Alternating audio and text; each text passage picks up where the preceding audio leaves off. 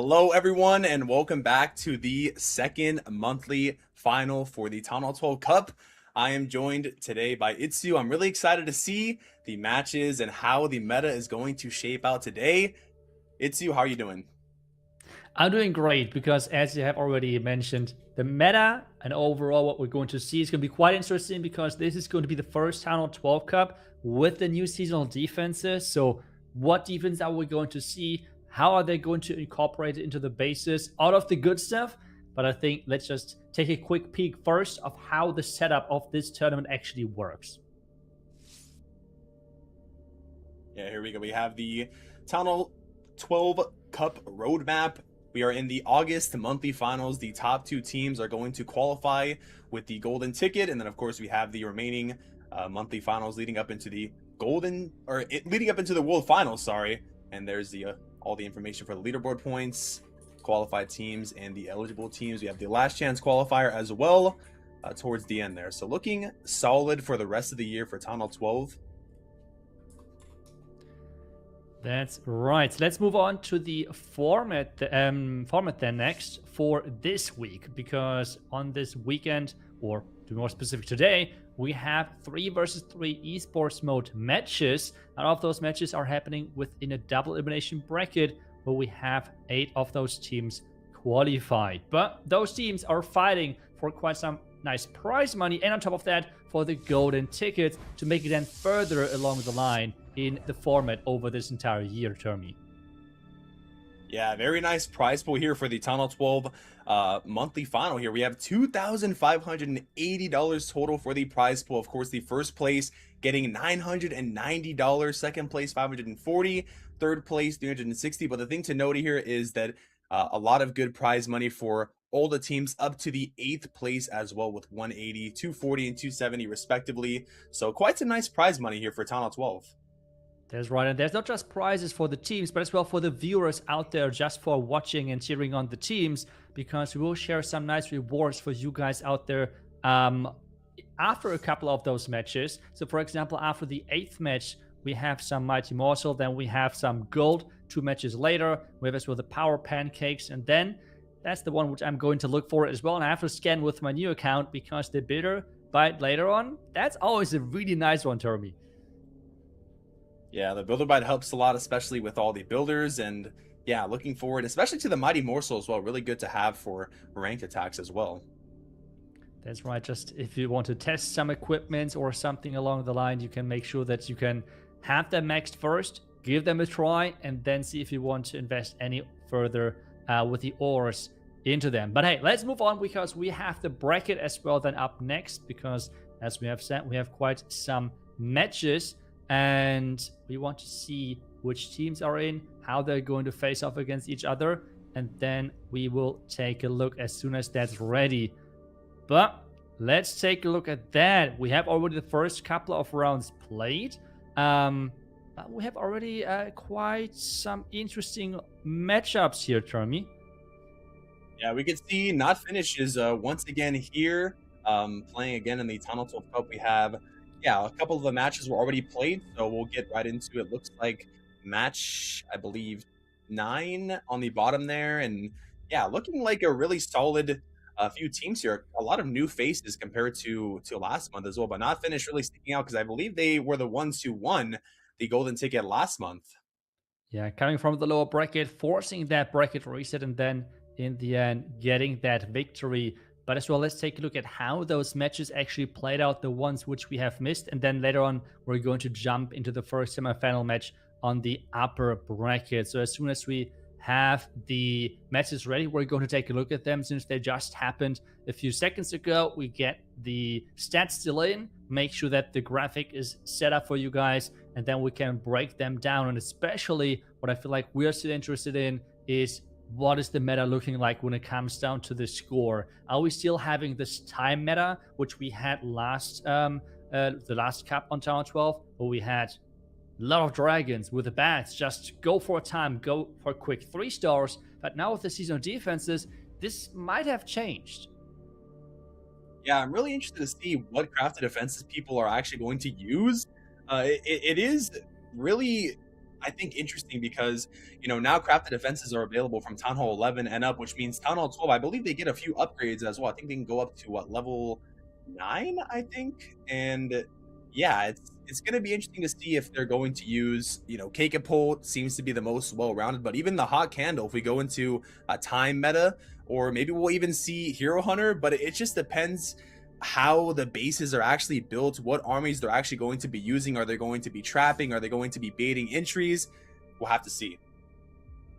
Yeah, so let's take a look here. We have the first quarterfinal, a 9-8, and not finished being the team with the 9 scores. We see quite a few blowouts, like 8-5, 8-5, 9-4 as well, and then it's 7-7. So a lot of different match results, which, I mean, I don't think that we're going to have a time meta. Maybe in the finals, but this looks like a really, really interesting meta when it comes down to the results overall. Yeah, this is honestly surprising. I mean, I know last month when we were, watching the matches, casting the matches, we didn't really see that many matches come down to time. I mean, I think some did, but it really did come down to some major defenses, whether it was close ones or, big mistakes that were made along the attacks. But yeah, this looks really interesting. There was only one perfect war, or one perfect clan that got a perfect war, which is not finished, which was from last month, but the rest are 8 stars, 8 stars. Yeah, this is, oh, actually there's another one on the bottom right, sorry, from BD and one of Vikings there. But yeah, other than that though, this looks like, yeah, this looks crazy. So I'm wondering, we have already 4 of the upper round matches, right? And then we had already 2 teams dropping out. And those 2 teams actually had, I think, 4 and 5 stars or something like that as the results. So it seems like there's a really big skill difference for the 8 teams which have started. But now with the first round already gone, we have just the strongs remaining. So I'm looking forward to what they can really show us. And we have our first match around the corner with Not Finished versus Apex Trinity. If we take a look at the stats overall, we see the champions of the last cup with the clear advantage. And I mean, just look at the average stars, the 3-star rate. That's quite impressive. Yeah, the stats are looking really good here for Not Finished. I mean, average destruction 98.3. The average stars is higher. The 3-star rate is really, really good here. Yeah, I mean, we've seen stats even last month too. It just depends with the stats. I mean, stats do give a good picture of how good a team is, but in esports modifier, anything can happen, especially with the crafted defenses. We're gonna have to see. Not Finished is looking really strong, but we're gonna have to see if they continue with the stats here against Apex Trinity. Yeah, and I'm looking forward to see what they're going to bring to the table. Obviously, we're following Hook to Clash on his YouTube channel if we want to stay updated when it comes down to the Town 12 meta and such. And he has as well uploaded some super archers. That might be maybe a thing, something I would be excited for. Otherwise, I would expect, again, the dragons and bats, which we have seen so much the last time. Or, for example, as well, super witches, especially now with time being maybe less big of a factor. But, yeah, quite some options which are here, that is for sure. It now comes down to what those teams want to bring into this match. Yeah, we can see from the player comparison here, a lot of stats here to look at, but the one thing that I think is notable is the average destruction and of course the average stars. And I would have to guess, same as you, I think we're probably going to be seeing a lot of super witches. Maybe they'll have some different strategies though to combat the crafted defenses. I mean, it's just going to depend, I think, how the bases are going to be shaped, how they've really decided to defend against certain openings. But when it seems like time is not a factor, when you're not trying to speed through the bases, I mean, what do you go for? Do you go for safer attacks and then potentially maybe risk time failing, or do you still want to go with the fast approach? Do you want to put the pressure on your opponents when you're opening? Whoever can set the pace can really put the pressure on the other team, and then maybe they'll decide to do the same and lead to mistakes. Yeah, I agree. I feel like the first attacker has so much on its shoulder, especially for the first attacking team, because a fast 3-star can change so much of the momentum of the match. You can force the other team into some really risky mistakes. At the same time, though, if you're falling short with this attempt, it is kind of rough. And it seems like that we're actually going to witness the Super Witches. We have seen only one out of all of the attacks from last month failing with the Super Witches in the broadcast. So let's see if we stay somewhat close to this success rate, because it was quite impressive to watch. Yeah, we have the first attack here from Apex Summit, from Apex Trinity, coming in with 5 Super Witches. They are going to have the Queen on the top right side there, trying to set the funnel. One Super Witch is walking to the right side, but actually going to send the Blimp to the Town Hall, and also has the jump spell, double jump spell into the middle here. Going to rage the Yeti Bomb there, and the Witches are going to try to push through here, but the Eagle has not gone down just yet. Yeah, the Eagle survived, but the one Super Witch splitting helps quite a bit. I'm a little bit surprised by how early he actually used the jump on the back end, but yeah, maybe better safe than sorry. The Queen, though, went down. I'm not sure. Is this enough power for the back end? Because remember, on this one, there are no bats. Everything has to be handled by those Super Witches. Yeah, especially with the Ice Hound as well. The Ice Hound is still alive, and the Ice Hound is full HP, so if the Witches do get locked onto the Ice Hound, which should be very soon once it's done dealing with the Yeti, it's going to go and freeze the Witches. The Minion Prince goes down on defense, but now it's just a matter of can the Witches power through. It's looking really, really solid, though. It's just incredible how much power this troop has on this town level. They're just not going down. They're surviving, respawning those skeletons. Now we have a couple of them on the Ice Hound. I think it's going to go down somewhat quick. So Apex Trinity really starting off strong. And I would say as well, it is not the fastest, but not the slowest 3-star attack either. And that is what's all coming down to overall. The 2-minute 3-star, it seems like. Let's see what Not Finish is going to make out of this, because they were one of the teams getting the 9-star victory in the first round. So what is the secret sauce for them? What are they just going Super Witches? Are they still running the dragons and bats? Because that was one of the most successful armies for them in the last cup, and they were just so fast with them. So that's going to be an exciting match. I'm happy that Apex Summit here started really strong for his team, because this means for us, we have a great match in our hand, most likely. Yeah, and honestly, I'm kind of surprised that the attack was just set up super fast. Like the Queen on the Eagle side, and the Witches really just pushed through with the double jump. And I was like, wow, this is, even though it wasn't the fastest attack, it seemed like he really pushed the base super quick with the double jump going to the middle. So yeah, even though it's Super Witches, it did seem pretty quick there. Yeah, and it seems like as well for the other side, we see those Super Witches. Time is going to be less big of a factor, and this is then all about the power here. One of the healers, though, getting targeted early on from one of the Archer Towers, but it's staying alive, and that's quite crucial here, because he wants to charge this Queen into the Eagle, take that out.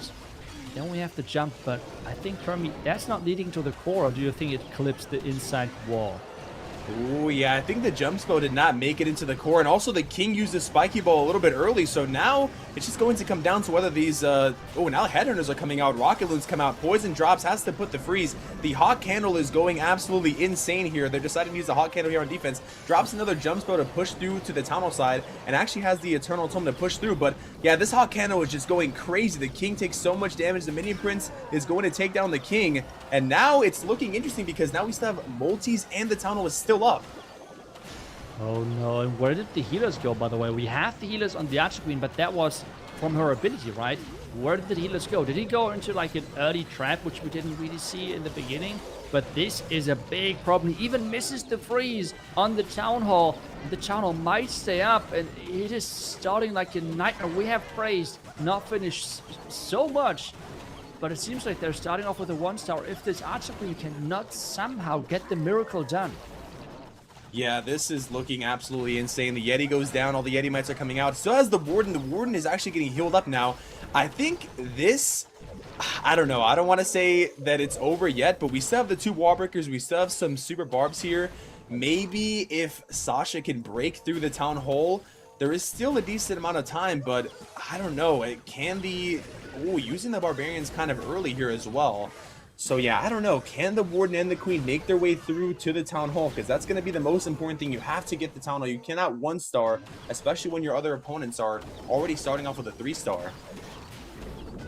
Ooh, I'm not sure. I didn't really understand the wall break, but the healers have to switch now. Can the Queen stay alive? He's trying his best to funnel her inside the tunnel, but she's going down. And this means the Expo goes down. No!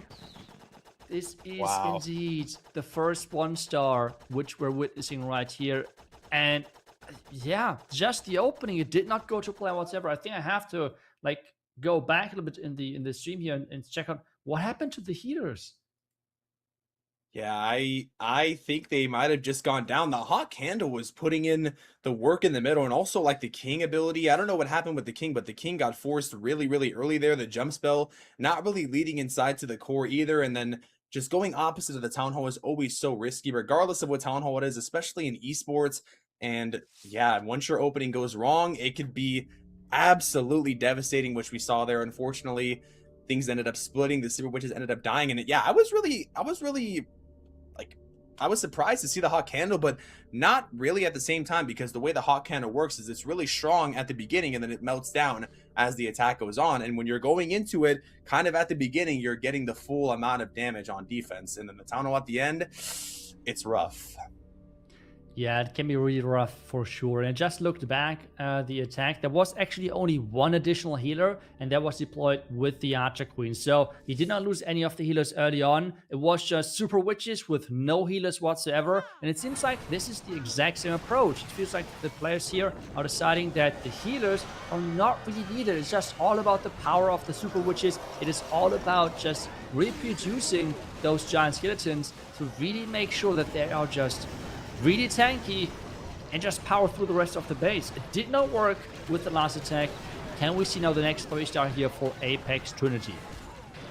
Yeah, this looks good with the Spiky Ball and the Quake Boots opening up the whole middle. The Witches are kind of splitting a little bit though. Did decide to go with these 7 Bat Spells, and now having to freeze the Town Hall in the middle also got frozen, but taking out the K-Catapult early on and using the Stone Slimer on the bottom. Now it's going to come down to the bats whether they can take out the rest of the base here, because a lot of these Super Witches are really low and splitting. Did we just see the Eternal Tome with the Fireball? That's kind of crazy. Yeah, that was kind of surprising, because I'm not sure if that was intended. And now the Witches, or now the Bat Spells are trying to push through. There is the Ice Hounds as well. Uses the last freeze, but there still is a Wizard Tower left over. The Wizard Tower is distracted. Now it's going to get a big hit on the bats. The multi stays up. Ooh, the mortar has to go down, but there are so many bats. Can they overwhelm it? No, they're going to the outside. But again, we have 1 minute and 30 seconds left. The good news is the 2nd star is already secured. The bad news is that we have 2 heroes on that back end for the defense. Can they hold strong? And it seems like that King is having not the same plan as that Archer Queen, because she is running right into the next hero, and that means she is going down. And this is going to be the first defense here for not finished, which means they have still some hope. It is not the most, because it's still a really high percentage 2-star attack, but yeah, another defense, and it really seems like that those crafted defenses have quite some big impact, even though I have to say I'm not the biggest fan out of those Super Witches without any healer support. I feel like we have seen now 2 versions from them, and they didn't work.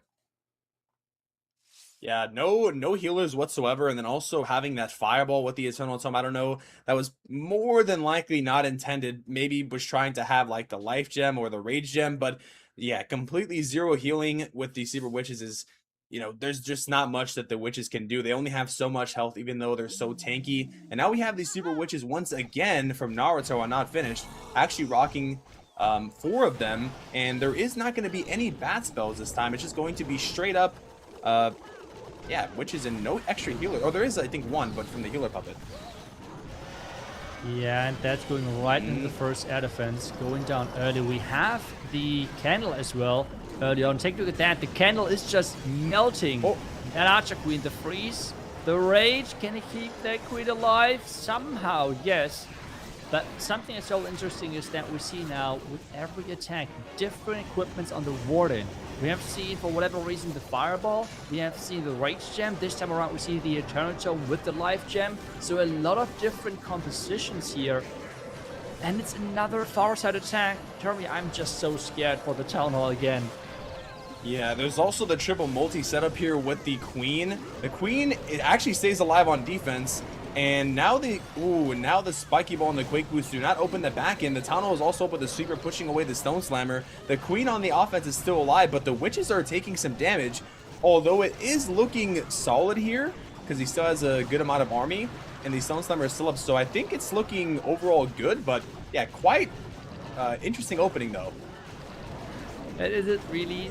I mean, we were so excited for the meta overall, but it seems like that we went from only dragons to only super witches within just one cup, because time is off the table, and just the by far strongest troop, if I see this attack here, seems to be the super witch. They're just so tanky, they are just so strong, and this means it is going to be now the first 3-star for not finished, and maybe they can somehow stay inside this match if they get now a good defense or something.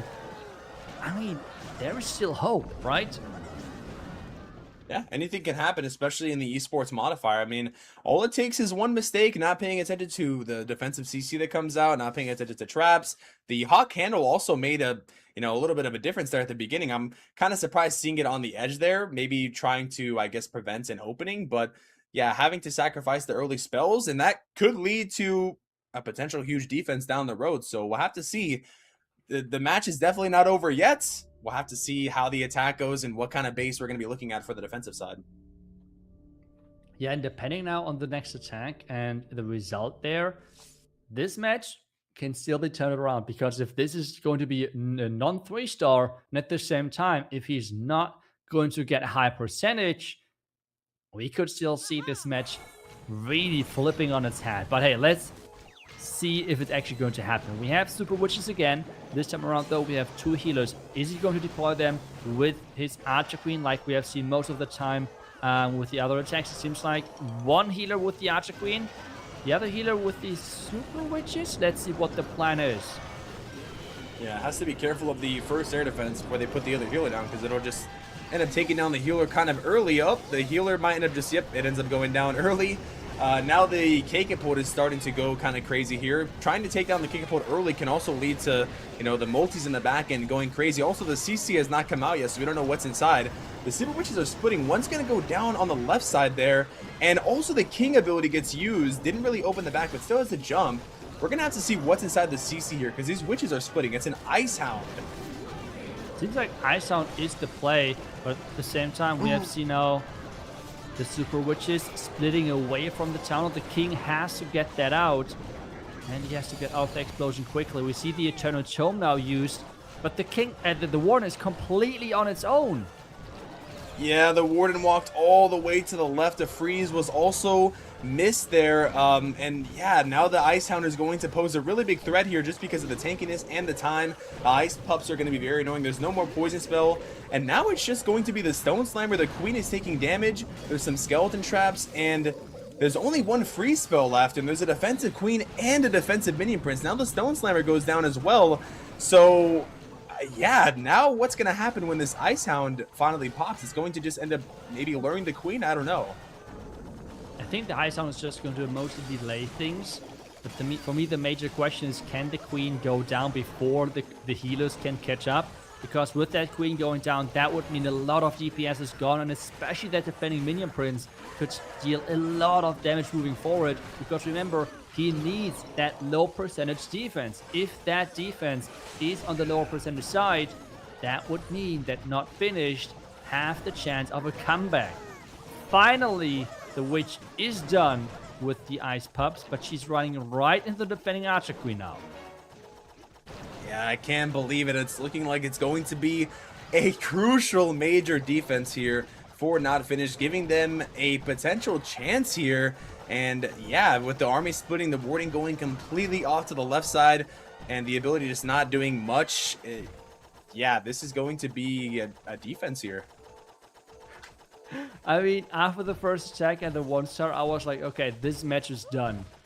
But what are we living in here that this is now maybe a comeback? If not finished, is going to 3-star that next attack, they are going to win because take a look at the percentage. That should mean a 3-star is pushing them ahead.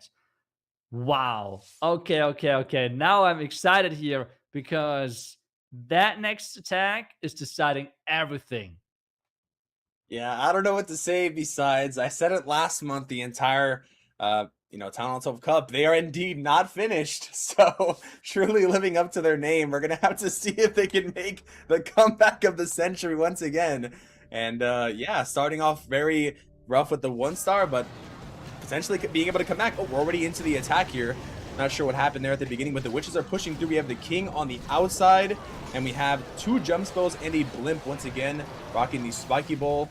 And for the queen, we have the action figure and healer puppet. So now this is looking like a much safer approach, in my opinion. All the army is together, takes down the hot candle. We have the defensive minion prince and king. Ooh, the king gets forced a little bit early, but still has the extra jump spell for the back end.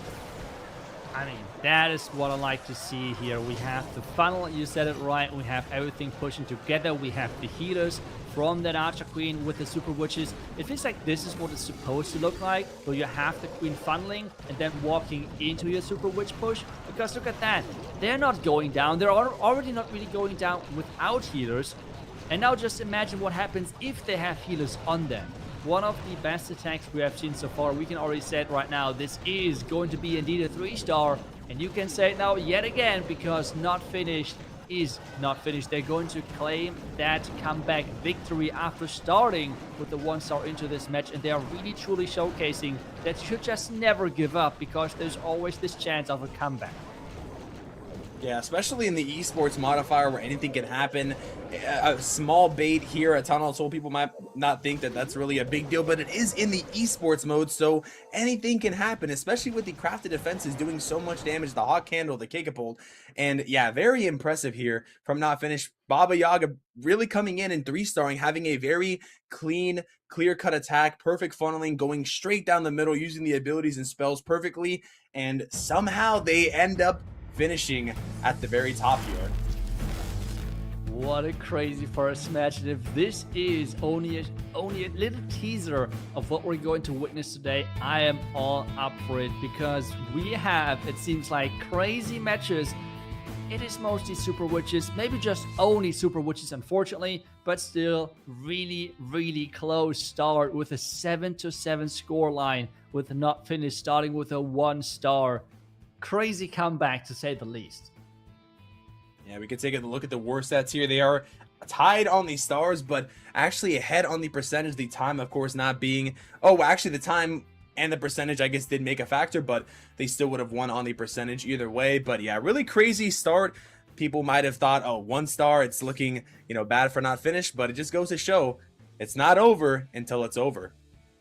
Yep, and I will be honest, I was one of the doubters after seeing that first 1-star. I did not expect this type of a comeback, but it seems like that the seasonal defense is having quite a big of an impact because last month with the Town Hall 12 Cup, we have seen quite a few teams with really high scores, and they still went for time and not even going with Super Witches. As I said earlier, we have seen only one Super Witch fail over the entire broadcast from the last Town Hall 12 Cup. And already in this first match, we have now seen more Super Witch fails than the last time in every single match combined. So you really can see the season defense has some type of impact. And I mean, that means those players have to work that little bit harder to get that 3-star. Yeah, very crazy to see Super Witches failing this much, especially when last time they were looking quite unstoppable and only failing when it really came down to the time. But yeah, the crafted defense really making a big difference. So now, I don't know, I still feel like it could go either way. I mean, we saw literally every attack having Super Witches, but maybe one of these, teams is feeling confident, like, hey, we can still go in with dragons, we can still go in with time. We're feeling confident in ourselves to go and 3-star all the bases with the time, but it is now more risky because we can just see all the teams, they're not really going for risky approaches unless we consider going opposite of the Town Hall, but still. But now we have the next team comparison here. We have Catsusuallymoan.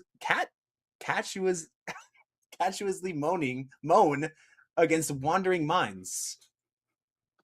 We would just call them Team Cats at this point on. I mean, we have a really close matchup when it comes down to the average stats. Because look at that, the average destruction is just 0.5% apart from each other or something. And then we have as well the average stars being pretty much the same. This is just all about which team can actually show up when it matters the most. Yeah, we're going to have to see how the stats play out here. We have the player comparison as well. We have Team Cats on the left and Wandering Minds on the right there. And the percentages for Team Cats is looking pretty strong here. We have the average stars looking solid across the board, but I guess the one thing that sticks out is the average destruction does look a little bit higher in some cases, but overall looking like a pretty solid matchup. Yeah, I'm just looking at the 3-star rate, and it seems like that both teams have like one player in there which we need to keep a closer eye on, because it seems like two of them nearly always 3-star, while I think it was Tempest and Lucas as well on the other team then, who had the lowest 3-star rates out of their teams. So it seems like if they can perform, that will be quite important then for the team momentum, because having the lowest 3-star rates, if you can then show up and really boost your team morale, that is quite worth quite a bit overall. So let's see if that's going to be the case, or if they're even going to maybe start the matches. But nope, instead we have Sam starting things off here, and we have indeed the Super Witches. This time around though, one Earthquake and one Lightning in there. Where's the Lightning? There we go. He does not want to do anything with this seasonal defense.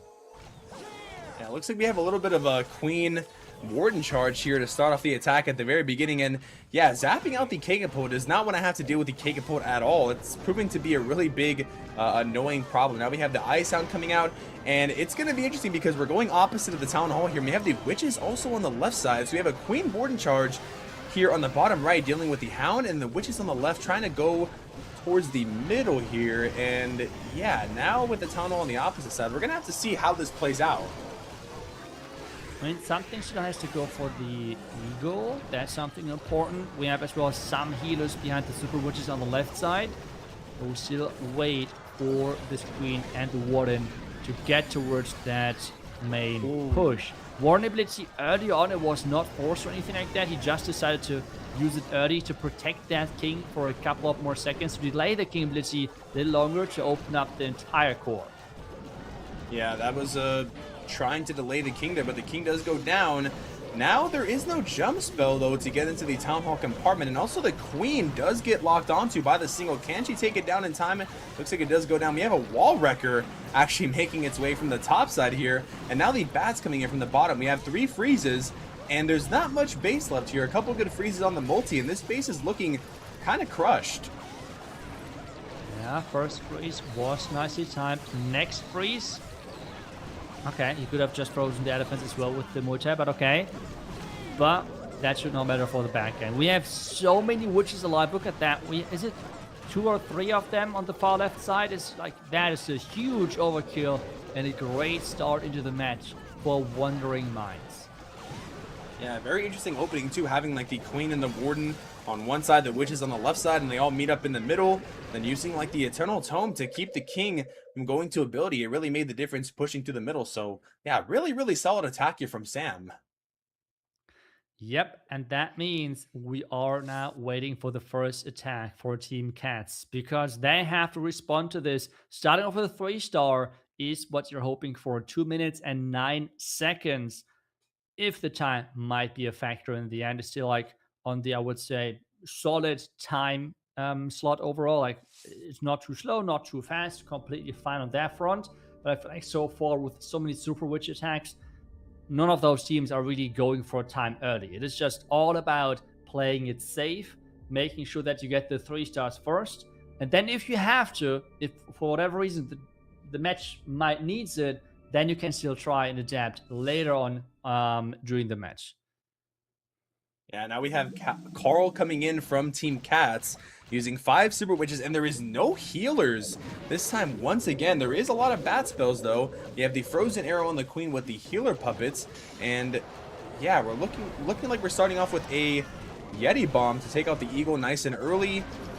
Maybe we'll get some more defenses here, but now we're starting with the Super Witches on the left side, going kind of into the Town Hall and the Capable, splitting the Super Witches here quite well. Only one Super Wall Breaker, and there is no jump spell, so the Bats are really going to have to come in clutch here. Once the Capable goes down, we're going to have to see some good freezes here on the multis and the Wizard Towers as well. Yeah, it's really relying on that Baron King to open up as much of the space as possible, waiting for him to get close to the wall so he can use that ability, again the Warden ability to protect the King so he can get a little bit further into the base. Now pops that King ability and that base is open. The Tower C has to go down, and if we now figure out where exactly that splash is located, we can see top right and top left there are Wizard Towers. Top left side might go down to those Witches. In the core, those are the Inferno Towers, those are the defenses he has to go for and power through, because then the Bats on the back end, there's nothing really holding them back. Yeah, we still have 3 free spells as well. The Bats are going to pretty much be able to take the backside uncontested here. Nice freeze, but there is the multi still hitting from a good range. Has to freeze again nice and early and freezes the Wizard Tower again. The multi is going to be unfrozen here, but yeah, the main army should be able to take down the multi, and there's really not much defenses here to fend off the remaining Super Witches. The Minion Prince is still alive on defense, but I don't think it's going to matter. Everything is gone. There's still Bats, and this base is also looking pretty destroyed. Yeah, nice plan overall. Really cool idea, knowing that, hey, that Eagle can really hurt your troops. And because he wanted to force that Town Hall entry, he had to take it out earlier, and that's what he did with that blimp. Really nice opening, and that means we see as well his second 3-star inside this match, and both teams are really close. I think that's a 2-second faster attack for the second one. Yep, there it is, 2 minutes 7 to 2 minutes 9 seconds. But hey, we're hyping up a little bit because we had it once or twice the last Town 12 Cup where time was an important factor. Let's see if it's going to be a factor after the next 2 attacks in. Yeah, I have to say, one thing that maybe it might just be me noticing, but compared to last month, I really feel like even though they're not really playing for time, it does seem that they're kind of starting their attacks a little bit quicker, like the opening, starting these Super Witches with the same time as like the heroes, same time as like the funneling. It just seems like they, even though they're not racing for the time, they still are keeping it in mind, because if they're all using Super Witches, then it kind of gets to the point where the slightly faster hit will end up benefiting the team the most. But now we have the Super Witches once again. We have some more lightning spells and a Quake spell. The Giant Arrow, maybe they'll go here for the K-Catapult. The K-Catapult is nice in the middle. Sends the Giant Arrow through. I don't know if they were trying to hit the K-Catapults or not, though. Going for the multi instead. So, yeah, good value here getting the multi. And there is no bat spells this time either. No bats indeed. And I'm wondering as well, because I'm just trying to remember what we have seen as a combination with the Super Witches from last month. And it was a lot as well about the Fireball. I think it was mostly showcased from Hook's team. And I feel, look at the Fireball on the Eagle at the top side. That looks quite good, no? So, yeah, maybe just saw something different. But at least for now, everything went to plan. Yeah, I have to say this opening, though, going opposite of the Eagle, is now the Eagle is just going to constantly be shooting the entire attack, and no Yeti Bomb, no Stone Slammer for the top side. So now the Eagle is going to have free reign the entire time. There's a Tornado Trap, the Minion Prince on defense, not really doing any damage because of the Eternal Tome. The K-Catapult is going to go down here pretty shortly. But yeah, now the healers are taking some damage as well. Maybe they got hit by the K-Catapult there. Now the Ice Sound comes out. There is a multi. And yeah, this back end, though, we'll have to see with the Eagle and the double Expos. We'll have to see. Yeah, might be able to do some damage, but I feel like this is then where you can really truly see the difference in power when you have Super Witches with and without those healers, because we have seen quite a few attacks where there were no healers on those Super Witches, and this is where they were able to be taken care of. But now with healers on them, it just feels like they're unkillable. It is so tough to get them out, and they're just non-stop getting healed back. Eagle shots are coming in, but with those healers, that Super Witch is going to be back to a full health in just a few seconds, and this is what the big difference is. It is not the fastest attack as we approach the 2-minute mark, but it is going to be an overwhelming 3-star.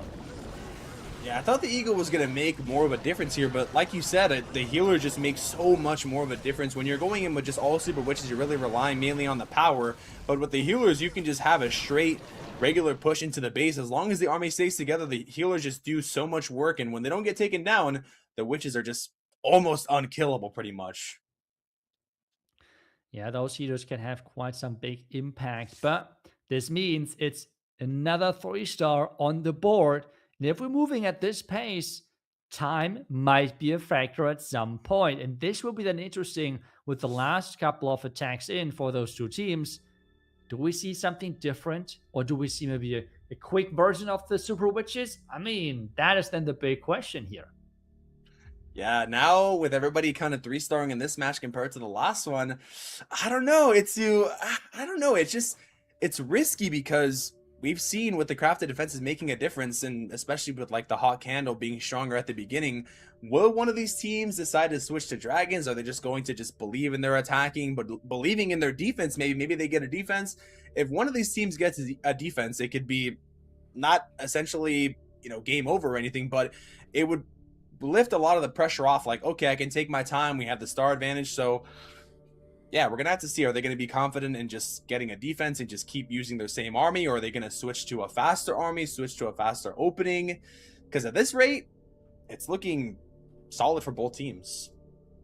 It's looking really, really good indeed. But hey, let's wait what Team Cats can showcase to us with their next attack, because I think they should be up next. And they have as well, first, before we're talking a bit too far ahead of us, they have to first get their 3-star in, because they still need to get that as well. And so far, we have seen most of the attacks being around this 2-minute mark. And if they could do that again, they're looking good in this match. But first, they have to claim their 3-star.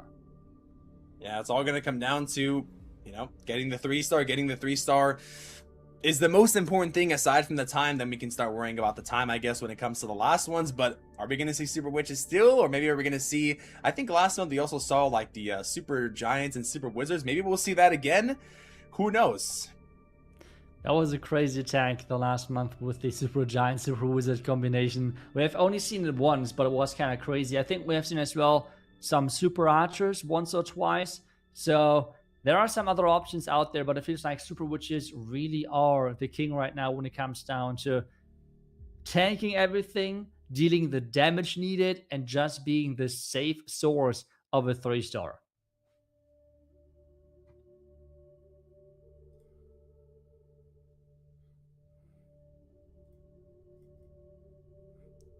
Yeah, I guess we're gonna have to see what they decide to use here. So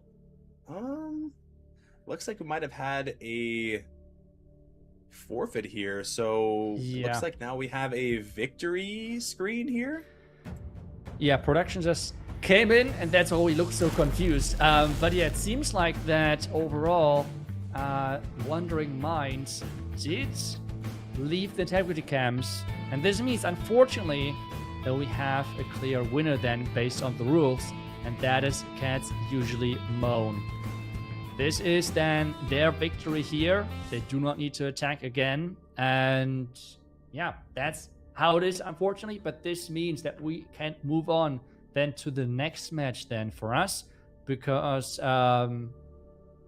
this match is then over. But if you're wondering, since that was an upper bracket match, they still have the chance to play the next one. It was just that they have lost this one match here, but they have the chance of still competing later along the line on the bracket. Yeah, so I saw you read the name. It's Catsusuallymoan, not Cats. I was reading it like in one, so we're calling them Team Cats, but yeah, Catsusuallymoan does take the win. Wandering Minds, unfortunately, did have an issue with the integrity cam, so they are now going to the lower bracket, and Team Cats will go to the upper bracket. Yeah, I was confused. I was just reading it. I didn't know what to say, but yeah, that is kind of crazy. So I guess we'll have to see. The next match, I believe, is going to be the lower bracket teams now, right, Itsu? I think it should be, but before we dive into that bracket to take a closer look, let's take a look at the rewards, because as we said, after match number 8, and that's what this match was, we have some nice Mighty Morph. So we have talked about that earlier.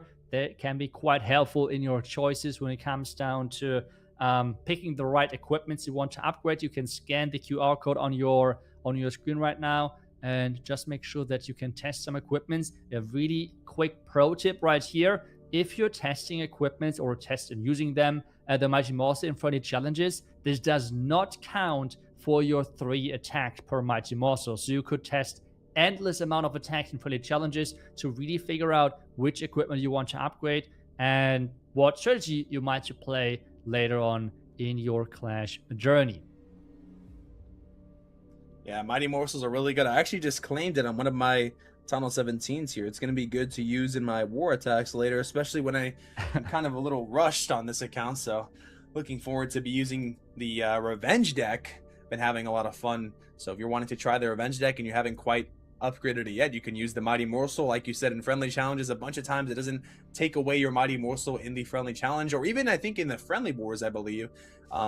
So yeah, you can, I think that's like 9 attacks because each Mighty Morsel is 3 hits. So overall, pretty nice.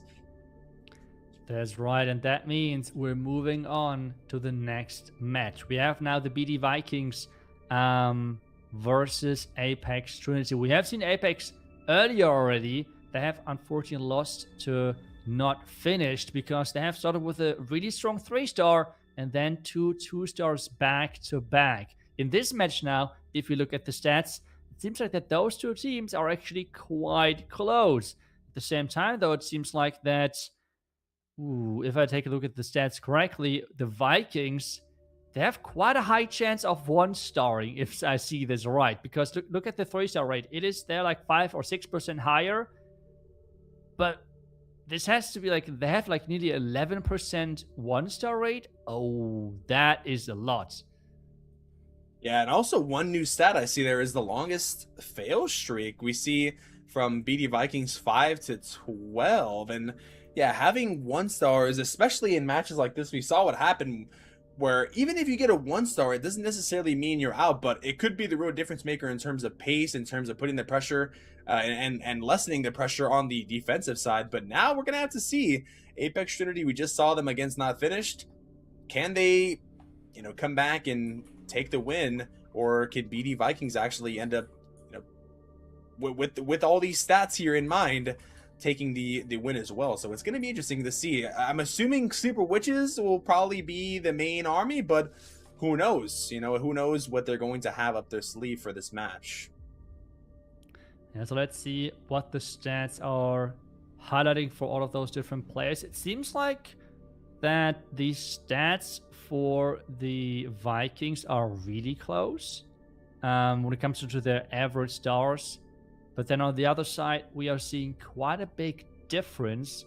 We have seen Noob with the lower 3-star rate. So it seems like if he can really show up and get his team with a support his team with the 3-star, that would mean a lot for them. Yeah, and we can also see the 1-star rate for on both sides having one player who has outlier there. But yeah, hopefully against all these stats here, we can see the pressure. I feel like the main thing, all the stats are nice, but I feel like the pressure is going to be the biggest part of these matches because, knowing in mind now you're in the lower bracket, you can take this opportunity to feel demotivated, or you can take this opportunity to feel motivated and be like, hey, we got knocked down once, we're not out yet, we can come back and still win. Or maybe you're feeling emotional, maybe you're feeling a little beat down. So you got to have all these emotions aside, let the pressure go, just believe in your ability, maybe believe in your defense, like as we've seen in a few matches, and that can be the difference maker.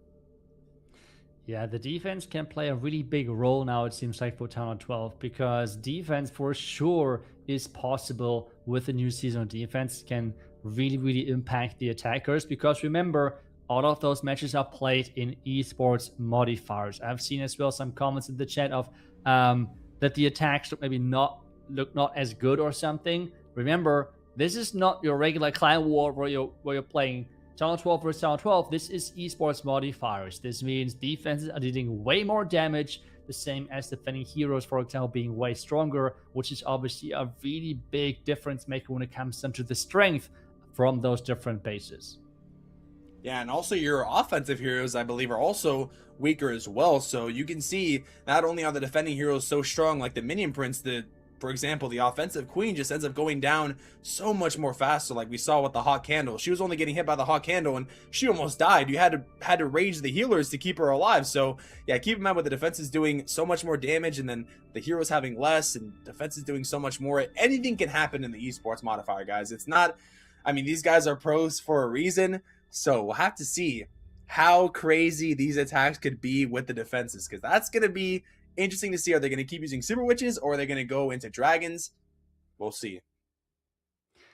See some options, but I feel like if I would need to really speculate on something, it is the super witches. They seem to be so dominant. It's just all about the opening, it seems like, because we have seen some different options there now where we have seen the queen charge into the super witches. That's the approach I've liked the most so far, because it utilizes the healers from the healer puppet and really makes those super witches pretty much unkillable, in my opinion.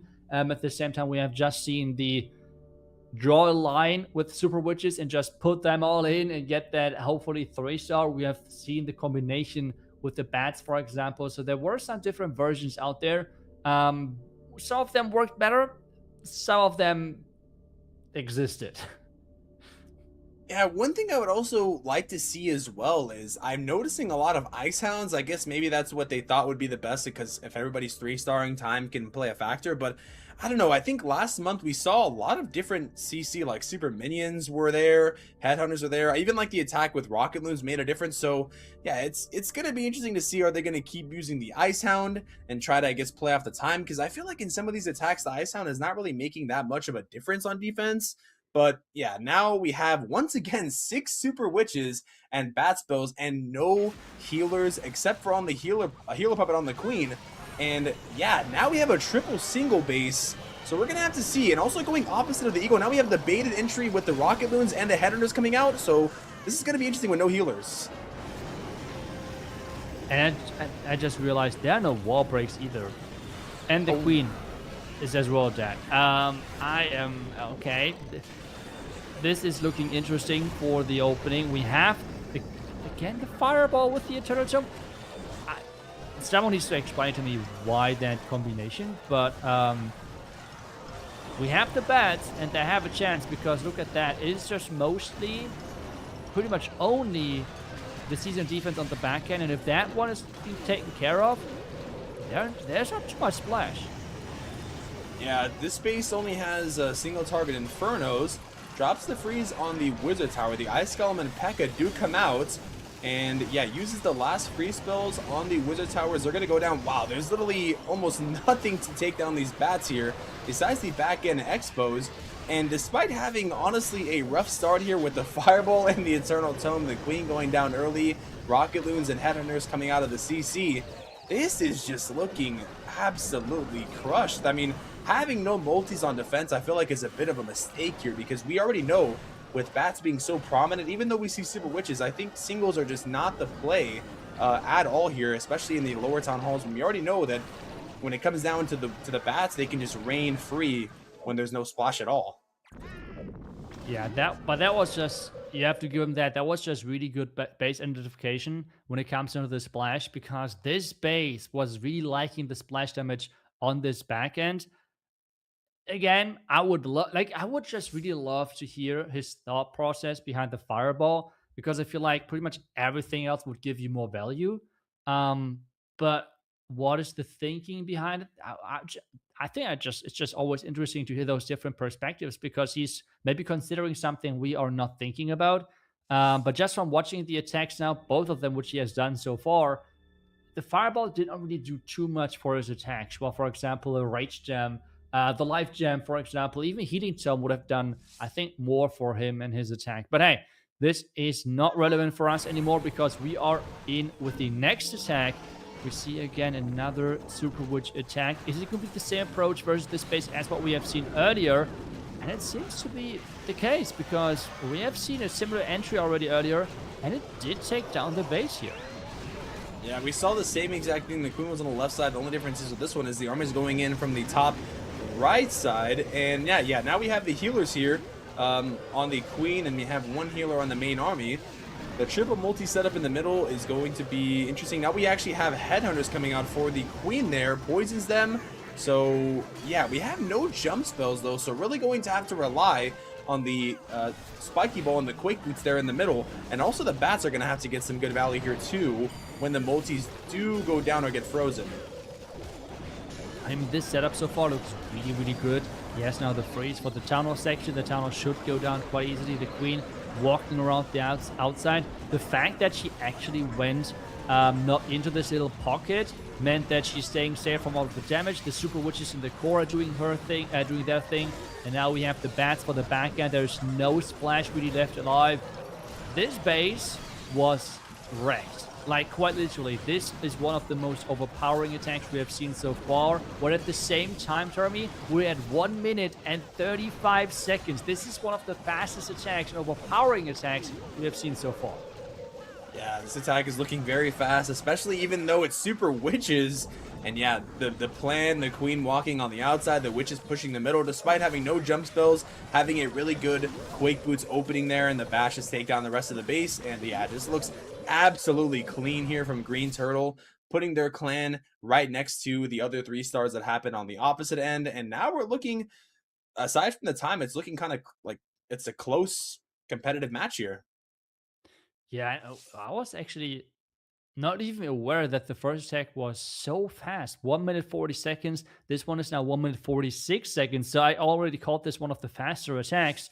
But the one earlier in this match was even faster. So those 2 teams are not really taking anything away from each other when it comes down to how good they are with those super witches and how well they're performing with them. And I mean, I'm just excited for the next one, because what exactly are we going to see when it comes down to how fast can they actually get with their super witches?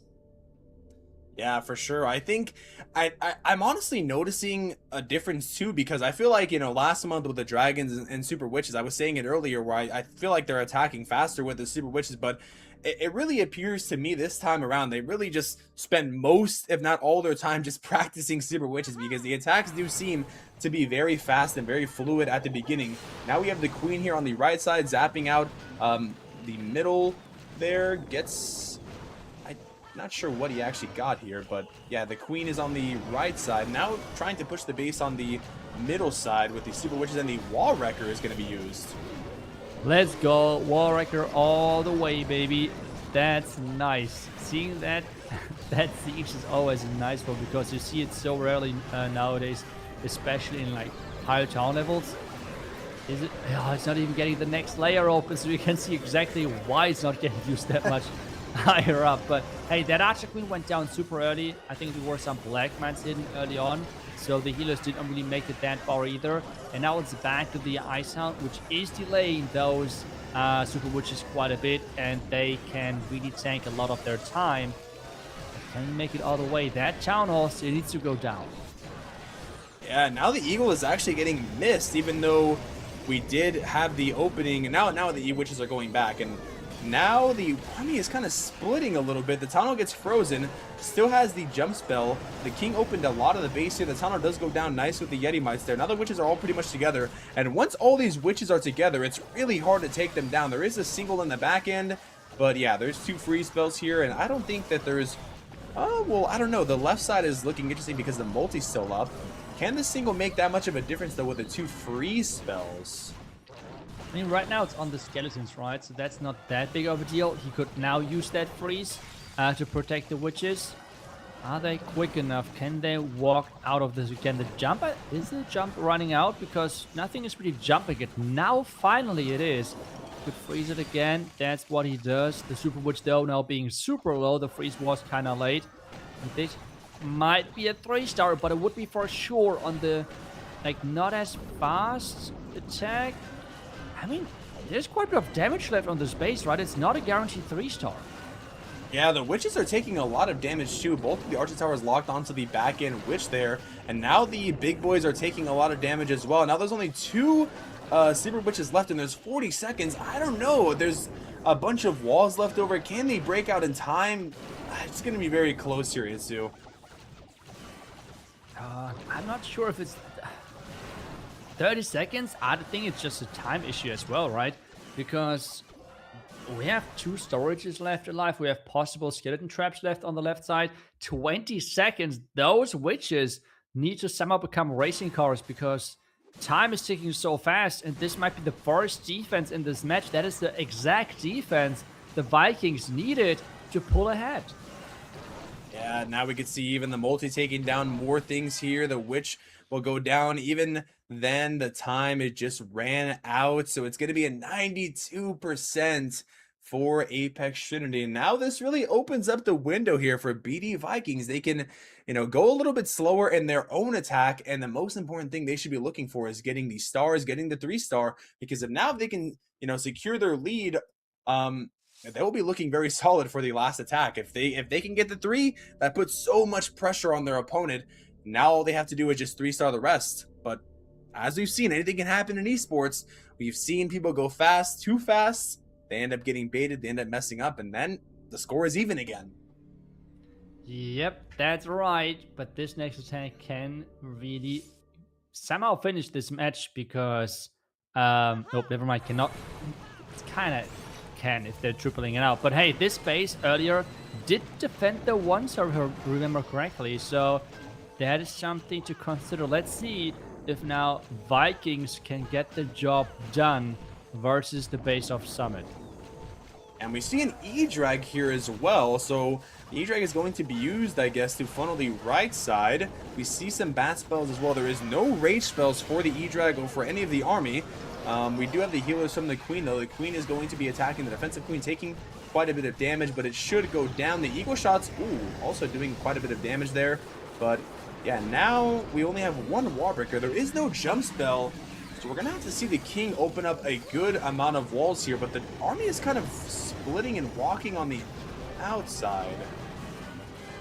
Ooh, rocket loons, and as well the candle is start firing. The forest switch already went down. The vulnerability is quite late. It seems like this base is doing really well with stopping those witches. The eagle finally has went down, but look at the candle. It is just so annoying.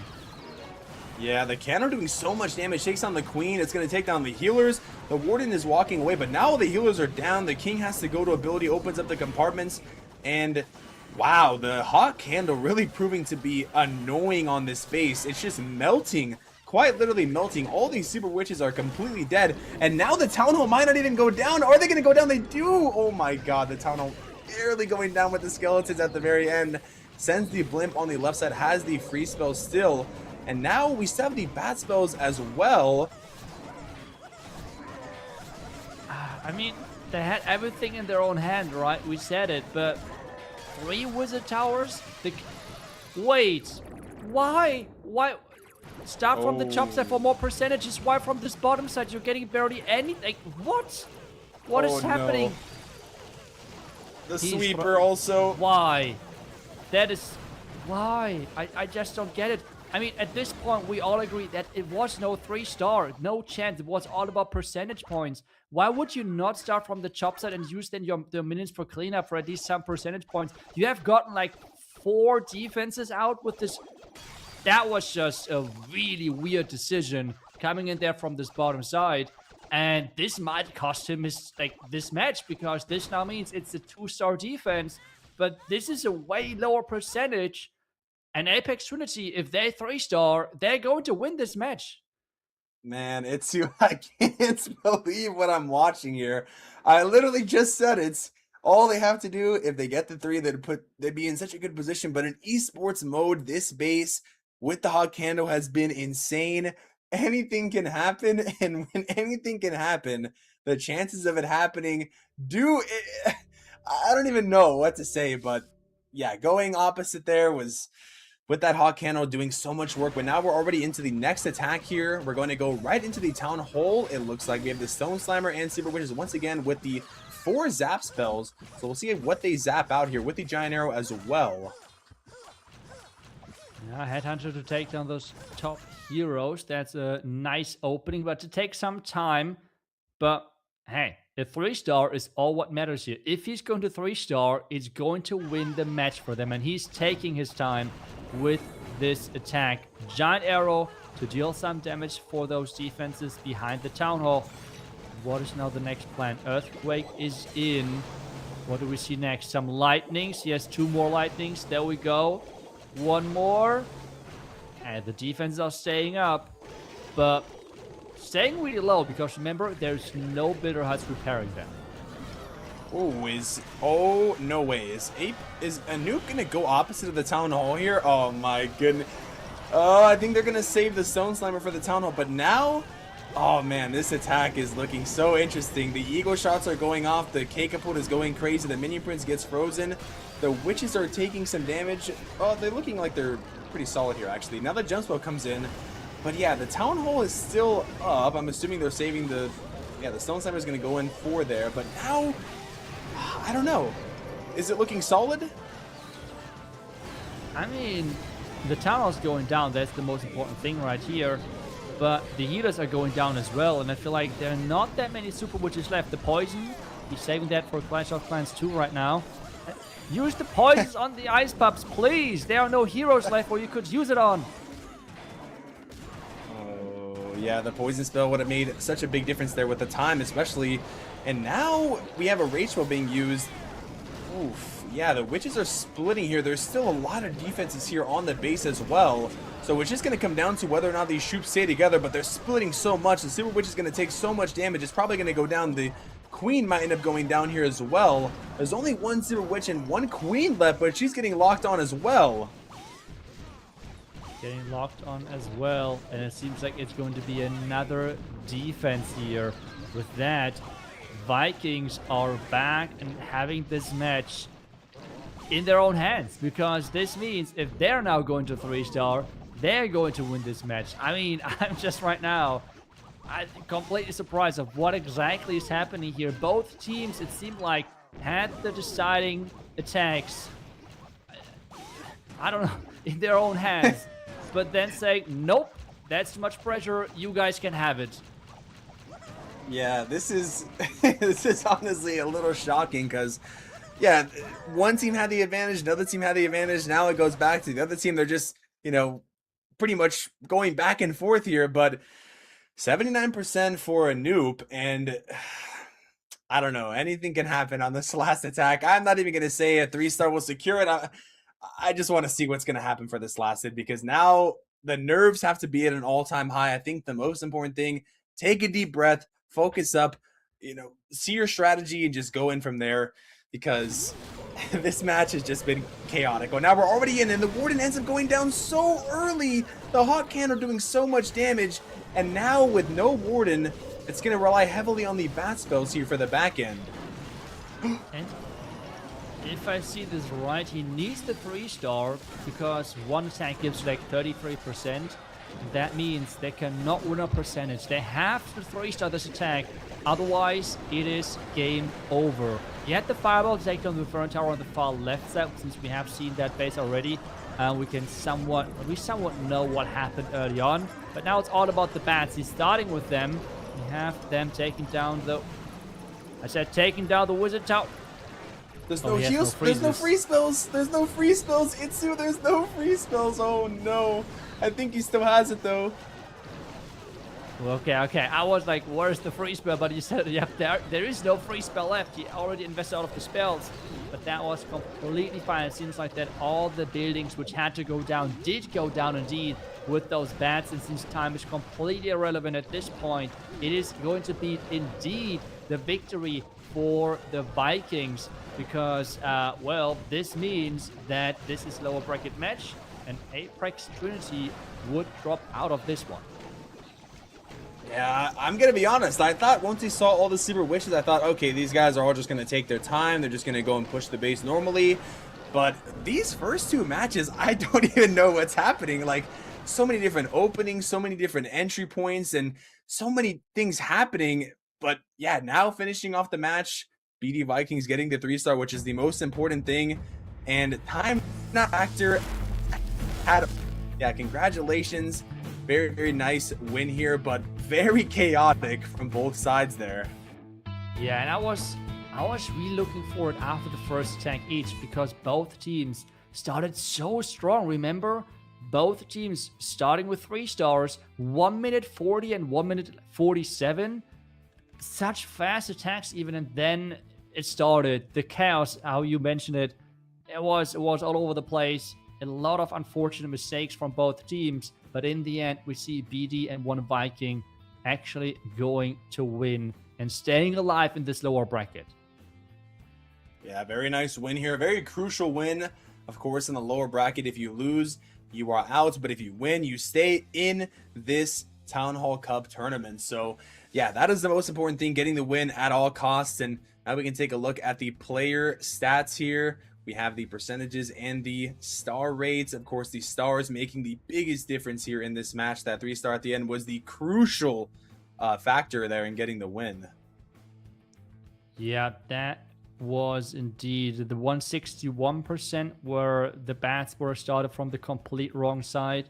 And then we have seen as well the 197%, which in the end, yeah, did make sure that we have seen the Vikings winning this one. But I feel like chaos is a really good description of this last match.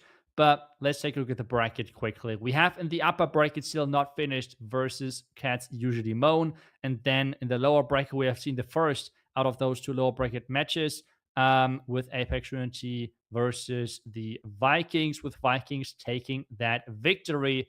And then we have still the other match, the lower bracket match, Wandering Minds versus the Noob Scarlet. Yeah, now we're going to take a look here at the next team comparison. Noob Scarlet versus Wandering Minds had the unfortunate loss there earlier, but they still have a chance. They're still in this tournament. They're still in the lower bracket. So now this is their time to potentially make the comeback there. But now we have the average destruction, the average stars, 3-star rate, 2-star rate, and the losses, with Noob Scarlet having almost double the losses there from Wandering Minds there on the bottom. Yeah, but otherwise the stats are not too far away from each other, it feels like. So let's see if they can somehow maybe pull off the upset, at least based on the stats we have seen so far. Let's take a look at the stats overall. I feel like the stats, the average star rate for Scarlet is by far the closest when we have seen other teams, because you can see again on the other side with Wandering Minds, we see that Sam and South both have like 2.7 and higher. And then we have, unfortunately, Lucas with a 2.4 average star. So let's see if those players with the lower average on paper can show up and really carry their teams in the momentum, because this being a lower bracket match, every momentum possible is needed.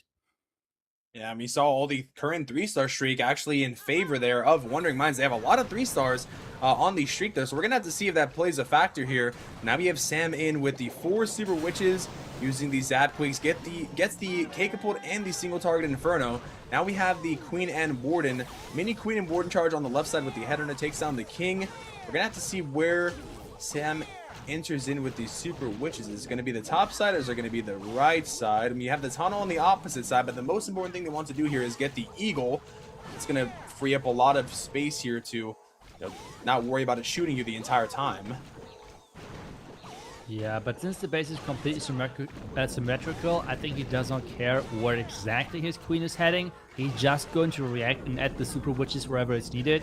Just all about the time, though, because he's taking quite some time. I'm not talking about even the time for the match. It's just more about time to still 3-star, because he is already in with 1 minute into this attack, and he's now starting the Super Witches from the bottom side. So it seems like that he wants to have the Queen and the Warden isolated on the other side compared to the Super Witches, which is interesting. Yeah, especially splitting the army here. I think maybe they realized that just trying to split the army, so much time was invested early on. The Witches are so slow, especially with no Rage Gem on the Warden. They're going to have to be making good progress. Oh, the King uses the Spiky Ball. It does not open the compartment there to get towards the Town Hall, and now the Queen goes down. The Warden is by himself on the top side. The Town Hall is still up, by the way, and now the CC also comes out. It's going to be super minions, which from the far end can be very annoying. Drops the poison, but they're actually going to get outside the poison. Now the King goes down. The CC is proving to be very, very annoying here. Oof, okay, and he's not even going for the blimp or anything like that. He's just going with the slammer, trusting his siege to not just open the compartments, but as well delivering his troops towards the town hall. There we go with the race. The tornado trap, though, is delaying things. Spring trap. Ooh, this town hall has to go down. Oh man, the town hall stays up. 1 HP. I think the witches will eventually break through, but now it comes down to the bats. The bats are going to take down the tunnel, but are they going to get exploded here? Ooh, it looks like they missed it. Nice freeze for the wizard tower there, but a lot of the bats are fizzling out. There's no more free spells. Yeah, the back end, I don't know if there's enough here, Itsu. Yep, it seems like with the Inferno Tower, with the back end compartment from that Archer Queen, there is a lot to get through, and especially within 20 seconds. And that seems to be the first defense here for Noob Scarlet's team, because those witches, they might get through that one wall, they might get another building, but that's going to be it. Yeah, the army's splitting there. Looks like Sam had to make the decision where, splitting the army had to be the best case, but now, the warden ability and the queen just ended up going down. Very unfortunate. Still 89%, which is solid percentage. We have seen a lot of the attacks did come down to percentage, not much the time. So, yeah, now we're going to have to see the other side of what they can bring. If they can get a 3-star on their first hit, that'll really put the pressure, because now having this defense is a really, really big advantage. But we've seen, even then, with teams having the advantage and getting the defense, anything can happen on the offense. So I just want to see this next attack, because I want to see what the opening is going to be and how it's going to play out, because these matches have been so chaotic. The first 2 matches have been crazy. I think I know what's going on, and then, yeah, anything can happen here. But we see the Super Witches once again. First attack out of Noob Scarlet, Jaunty God, with the 4 Super Witches and the healers looking like a more safer approach as well. And there's 5 lightning. So now maybe they're going to try to zap out the Kakapults, I would assume. Maybe one of the multis. Oh, okay, nice. So going for the Expo and the Kakapult. Really nice split lightnings there, making sure the pathing is then set up and there's no second layer of threat. But still, that medium prince has to be something which he has to be aware of. The warden's taking some time, though. This is then exactly with that esports modifier where those stats are coming in, because remember, this attacking warden is having way less power compared to when you're playing outside of the esports modifier. Finding the tornado trap early, but the wall break did work, and that means now those super witches are getting pushed into the town hall quite nicely. Yeah, the tunnel going down here early is really crucial. Ice Hound is going to come out, slow things a little bit, but I don't think it's going to make much of a difference. I mean, it's just going to end up going down. You can drop the poison and just kill Ice Hound, the Ice Pups really easily. This push is looking so strong. If you can keep all your witches together with the healers, I mean, there's really not much that the base can do. It just comes down to time at that point. The defensive queen is going to try to do some work here. A couple of traps coming down. The king taking a lot of damage. People go down, but now we have the jump spell trying to jump into the back. The eagle might be a little annoying here, but we do have the stone slammer as well. Yeah, the stone slammer can be quite nice. He's adding that now to get that Inferno Tower, which is out of reach for this Archer Queen, so really smart play there. Super Witches are still pushing through, but that Witch Inferno Tower on the right side would be quite nice to go down, because that Warden is not really getting covered by those healers, and the Witch Inferno Tower is getting completely skipped right now. Is it enough power on the back end? That's the main question here. Yeah, the multi just ends up melting the warden. It's melting the healers. Now the real question is can these super witches double back despite missing the entire right side compartment? All the healers are going to almost end up getting burned. They do stay alive, so I think it should be fine. I don't think there's really much base left. They are kind of doubling back. Yeah, they do split up here, which is going to be a good split, and does have a wall breaker, so I think it's going to be a 3-star here. Yep, nice job there getting that 3-star. Oh, did you just say that the healer's staying alive at the same time as they just turned around and completely went into the air defense like they hurt you? That was just some crazy work by them, really going into the air defense. Like, okay, Termi said we're staying safe. Let's go together. But in the end, we see the first 3-star here. Really nice job by the attacker. Yeah, really good opening for both teams. Getting the 3 stars, This is just the most important thing, because we see one side gets the 3, one side defends. So you really want to keep the pace up. Now this is looking more... Every time I say something, it's you this entire broadcast, I say the healers are fine, they die. I say now they have to 3-star, they end up there's a 2-star. The warden has to stay alive, he goes to the right. So I don't want to make any predictions anymore. Maybe I'm just jinxing everything. But nonetheless, really good 3-stars on both teams. And now it sets the pace moving forward for Lycus from Wandering Minds with the Super Witches once again. No, please keep going. It's just so much fun, to be honest. Yeah, it is a lot of fun, but let's hope that the players have a lot of fun as well, because we have now Wandering Minds, and that is the player who so far, unfortunately, the tournament had the lowest 3-star rate, which means a 3-star from him would be even more worth it, because if he can show up, really support his team, that would be the great start. And the opening already looks quite solid. A nice lightning to take down the Fern Tower, and as well the season defense in that second row. He has to pop that ward ability though to keep that Queen alive, because those healers, they're just not switching. The Fern Tower keeps them on. Another freeze. Oh, and the Queen going down. The healers just did not want to switch onto the Queen by any means necessary. Uses the warden, uses a rage spell, a really big investment here to try to keep the Queen alive. She still goes down, and now the Eagles on the opposite side is going to be raining down. There's no healers on the Super Witches as well. They're stuck on the warden. There's super minions. They get poisoned. But yeah, now with no healers, the Eagle Artillery is going to slowly chip away at this army. So the warden has to meet back with the army to help with the rage and the healers. Let's see when he's getting a try. Okay, there we go. The warden finally come. Wait, warden, some more steps, please, so the healers can actually switch and do their job, because with that multi-Fern Tower, that would be really appreciated. And there they go, following those witches. This means the dream is still alive, but it's not going to be the fastest. He could start cleanup. The far right side of minion could already get some buildings out, going with the wizard instead. Every healer just went down in the middle there as soon as they switched. So now there is no healers on this army. It's only one free spell. And as soon as they switched onto the main army, the healers are completely gone. I think there's still a lot of army, but now the warden's also going to go down, and the Eagle is going to be a nuisance the whole entire time here. Ooh, I mean, it's like 50 seconds left, right? And we have those Super Witches group up for the Eagle. That is unfortunate, but it's just one Super Witch, right? So this is going to be another defense here, and this means that Wandering Minds starting with 2-stars into this match, if not anything like a miracle is going to happen. Yeah, now this is crazy. The witches ended up going down, the healers ended up going down, and now we have a really big defense here for Noob Scarlet. So now their job is to capitalize on this major defense, because this is the first fail here. Oh, actually, I don't think it's the first fail. This is, yeah, now this is looking really, really solid here for Noob Scarlet. And I'm trying to remember, but I think Noob Scarlet had the on paper lower stats, right? They were like the underdogs in this one when we just look at the stats and the performances of the team so far.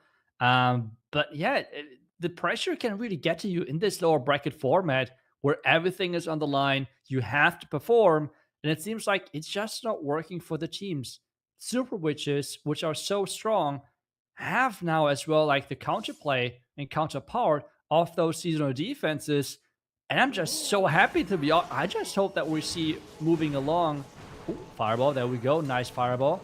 I hope that we see those season defenses more on those lower tower level, because I think that looks amazing, to be honest, with having them on those level. Yeah, it definitely makes things more interesting too, because even though we're seeing, Super Witches over and over and over again, a lot of players are switching between Hot Candle, between Catapult, trying to see, if it's going to come down to certain entries. But yeah, now opening up with the Fireball, the Witches are going to try to make their way to the Eagle side. And now it's just going to be all about the Queen here funneling in for the Witches to go in and keeping all the healers. As long as the healers can pretty much stay on the Witches, it's going to look really solid here. But you got to be careful with the Catapult as well, because as the Witches are moving forward, the healers can get hit as well. Yeah, but at least for now, the cakes are on that king and on the skeleton, so the healers are staying safe for now. The queen at the bottom side, not too much damage on her, but he has to remember the wall break in for her so she can reach that expo. But still, they have to get quite some more defenses out, and especially that multi-front tower on the right side. Yeah, the one healer did go down, was following the king. The witches are kind of splitting here. One will go down as well. The queen is still on the outside, but we still have all the bat spells as well. Now they're going to be able to probably go towards, I don't know, the multi. Yeah, they're going to place him right on the multi, it looks like.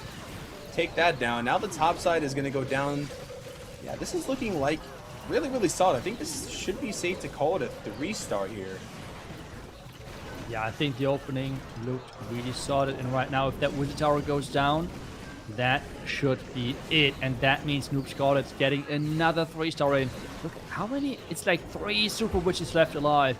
Really, really dominant attack here, and we see that with that fireball opening, that looked really promising. Another thing, remember though, fireballs can as well deal damage to heroes, so he could have as well just delayed, I think, the fireball like 1 second or something to take down the defending queen as well. But otherwise, a really great attack, making sure that they're now leading with 2 stars. Yeah, I am liking these more like standard style attacks, just going in, getting the opening, whether it's with the fireball, whether it's with the warden and queen opening. And we have seen in an attack not so long ago with the queen and warden did end up going off and having to send the witches. But the most important thing is if you can get the, the funnel, whatever you do with the opening, and you can have the witches meet up with your, queen and warden, your attack, your push is going to look very solid. That's what we saw there. The army stayed together. Queen went on the outside for the funneling. And it just looks so solid. There's, really, really good execution here. Now we have the Super Witches again from Sarth. Going to have to see if they can get a 3-star here for Wandering Minds. They're really going to need it here moving forward. Yeah, 3-star is for sure what they need right now. You see the giant arrow through the core, damaging all of those Inferno towers. So we have to remember that as we're moving forward, because this means that later on, only a skeleton, for example, or a witch has to go a couple of seconds, and those defenses will go down. We have now a queen walking her way towards the eagle artillery. I'm not sure if you're going to break her in or what exactly the plan is for those cannons, but for now he's just bypassing them because they cannot really threaten those healers, and he should be good to go. I have to say I do like the switch up here of the defensive CC. Now they're using the once again super minions. We're seeing headhunters again. The Ice Hound didn't seem like it was making much of a difference from before, but they do end up getting taken care of pretty easily. The healers are still on the queen. We do have the triple single setup in the middle. The king gets used to open up the compartments there, but the jump spell is going to go through the middle here and actually uses the warden ability as well, but doesn't seem like there's much base here as long as these singles go down. Yeah, really good plan, really nice funnel. Yes, be careful with that Asha Queen. She's staying alive for now. One more freeze to keep her alive. Really nice timing there. And we have now the Slammer moving forward into the right side of this base. We have so many of those witches alive. And this is really where you can see such a clean funnel. And then the attack just looks like this. Really overpowering, really controlled. And that's exactly what to see from those players. Yeah, I'm really liking the clean opening here, starting off with the queen walk and then having the healers eventually switch on to the main army, really funneling your way. As long as you can have that clean funnel, you're looking very solid, but sometimes it's easier said than done. A lot of these bases, the base builders, they will try to do anything they can to have skeleton traps, have traps come out to kill your healers, split your army. They're doing whatever they can on the defensive end, but in this case, it just did not matter because it's such a clean opening here from Sarth. So now we're gonna have to see what Noob Scarlet does here. If they can get the 3, they're looking in a very solid position, but anything can happen in esports mode, and I don't want to make any calls because these matches have been insane. Yeah, I mean, on paper, Noob Scarlet should have this match, but you have said it right. We have seen quite some chaos. We have seen crazy things happen. So let's find out what this will be, because we have the Super Witches coming in again. We have the Warden walking on this far right side. We have some Lightnings. What is the plan here? Earthquake. There we go. And oh, wow. That was some beautiful split lightnings right there with the earthquake to take down such a big part of the base. Yeah, really good rally to start off with. I really like how Paresh is just going right into the town here. I wouldn't even risk anything, just go straight into the town hall. Make sure you get the second star, and that would pretty much ensure the victory here. Don't play anything risky. Don't go opposite of the town hall. Don't do anything crazy. All you have to do is just get the town hall, get that 50%, and this should secure the win. I mean, just don't do anything crazy. You know, just push the base, stick to the plan, and yeah, looking very solid for the opening here. Yeah, and especially since we have talked about it, it is just really, really clean when it comes down to the pathing, funneling, and such. And this is then where the attacks usually are really nice overkills. We have the king here taking down the town really soon. We have those healers as well inside the rage now, really keeping everything alive. King ability wants to delay it a little bit further so he can break in behind the town hall and open up all of those compartments. Wallbreak is coming in. Can that king stay alive? It would mean so much to open up that core of the base, but nope. King ability is getting forced. Yeah, king taking so much damage. Somehow it's actually still alive, but now being able to jump right into the middle. The funnel is looking really, really clean here from the beginning of the attack with the Zap Quake. The sweepers are being kind of annoying, but I don't really think it's going to matter here. It's going to be able to get the 50% is the most important thing. Getting that 2-star to secure the win here. And yeah, Paresh doing a nice job playing it safe and yeah, just going all the way through with the plan. Yeah, I'm just a huge fan of the attack in general with the really smart lightnings. Then as well, just such a controlled opening and just moving through the base with his troops together, having the healers in behind the super witches because of that being still alive. The slammer now to clear out the flanks, and that's exactly how the super witch attack should look like. Really, really nice job here, and this means that Noob Scarlet, one of the first teams in this competition so far, from the matches we have seen at least, with the 9-score victory. And that means for sure, whoever the team is which they have to face next, if they have seen this match, they can, well, they have to be quite cautious because this team has looked really, really strong in this one. Yeah, Paresh with a really nice 3-star to make sure they get the perfect war. I don't know if this is the perfect war. Well, they had some other ones before the broadcast, but yeah, really, really good. They had to be feeling pretty confident here in their ability getting a perfect war, especially with all the fails, all the craziness, all the chaotic things happening. Really, really impressive here. Very nice plan, very nice execution, and they have to be feeling pretty good about themselves here. Now they're taking the victory, and now they'll move forward.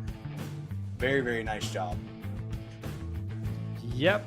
And this means we have another team surviving in that lower bracket. We have now, I think, next on the menu, the upper bracket final, which means that's going to be quite interesting because one of those teams in the upper bracket final already has a golden ticket.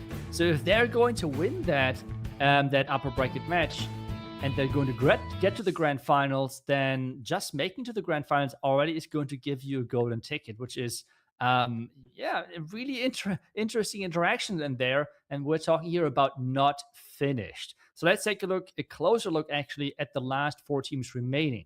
Not finished, the golden ticket and the champion, the golden ticket winner and the champion from last Town 12 Cup versus Catsusuallymoan in the upper bracket final. And then in the lower bracket round 3, we have Noob Scarlet versus BD ViKinGs. So 2 interesting matches, and then we're going to get ready for the grand finals really soon then. Yeah, I'm really excited to see Not Finish once again because having that crazy, crazy comeback, having their insane start, we had the first few matches being crazy with the attacks, but yeah, I'm really curious to see how Not Finish is going to do against Team Cats there because we saw the, I believe it was the integrity thing that happened there. So yeah, now we have the team comparison. Not Finished looking really, really solid, and Cats here also looking solid as well. The stats seem pretty even on paper, aside from like the 3-star rate. Not Finished does have quite a bit higher 3-star rate, but nonetheless should be an interesting matchup. Yeah, I feel like just based on the stats, Not Finished should be the favorite. But again, we have just seen a match where the team, which was the favorite on paper, did not really make it. So Yeah. Yeah, let's see what happens here in this war. It's going to be interesting, to say the least, what Not Finished will bring to the table against Catsusuallymoan. But now we have the player comparison. We can see, yeah, a lot of them are having very, very solid average destruction. The average star is also looking very, very solid. But the current 3-star streak also over there on Team Cats, 14 3-star streak, looks very, very good. 14. But aside from that, we've seen all the stats, and sometimes stats don't tell the full story. It's going to come down to the pressure and execution, because that's the main factor that will win the wars. Yeah, and especially we have seen from Not Finished the 1-star to like start the last match. And this is where the current 3-star rate is set to 0. But on the other side, with Catsusuallymoan, look at that, 14 3-stars in a row. That is quite impressive. I mean, that's a lot of 3-stars right there. But let's take a look at the first attack right here. Naruto is in. We see the super witches, obviously, but what is going to be the follow-up looking like, the setup looking like? Because we have an earthquake and lightning, so most likely for the Catapult again. Yeah, I would think so. Hasn't used the lightning and the quake just yet. Uses a freeze on the minion prince, but we see once again these super witches going opposite of the tunnel. And the tunnel did get activated early here because of the giant arrow. So yeah, early jump spell, the witches are going to get split up here. And there is not going to be any healers on the super witches just yet. So we're going to have the queen walk all the way so the healers can switch. Yeah, and so far, no second layer threat on those healers, which is quite nice. We have now the push into that core compartment. Let's see what the queen does. Is she going to follow? Yes, she is. But what is planned for the eagle? Does he use the slammer for that? Is he going to trust his troops to take down the tunnel, or is he going to wait for that? Because right now, a lot of damage is on his troops because that eagle not going down. And there we go with that slammer now. Yeah, the Stone Slammer can take down the eagle. The main army has to keep pushing towards the tunnel. That's the most important thing. Do not want to have any kind of one-stop, but the witches are looking very solid. The healers are keeping the king alive. He does go down, but yeah, as long as these healers can stay protected in the back, they are looking so strong with the super witches there. The Stone Slammer does get the eagle, which is nice. Now there is a single and a multi, but the queen steps up, takes down the multi. The witches are still all alive with the healers. There's really not much that can stop these, I guess, aside from the time, but yeah, very clean push, and it's looking very solid here for Naruto. Yeah, and this is more like the team Not Finished, which we are known to, because that was a super clean opening with the queen walk into the main push. And I feel like that has been so far the most controlled and most successful way of using those super witches. As well, if anyone is wondering right now for the viewers, we have seen Catsusuallymoan already doing one of their attacks a little bit early. That's how we have the stats already shown in there. Don't worry, we're going to take a look at that attack in the end.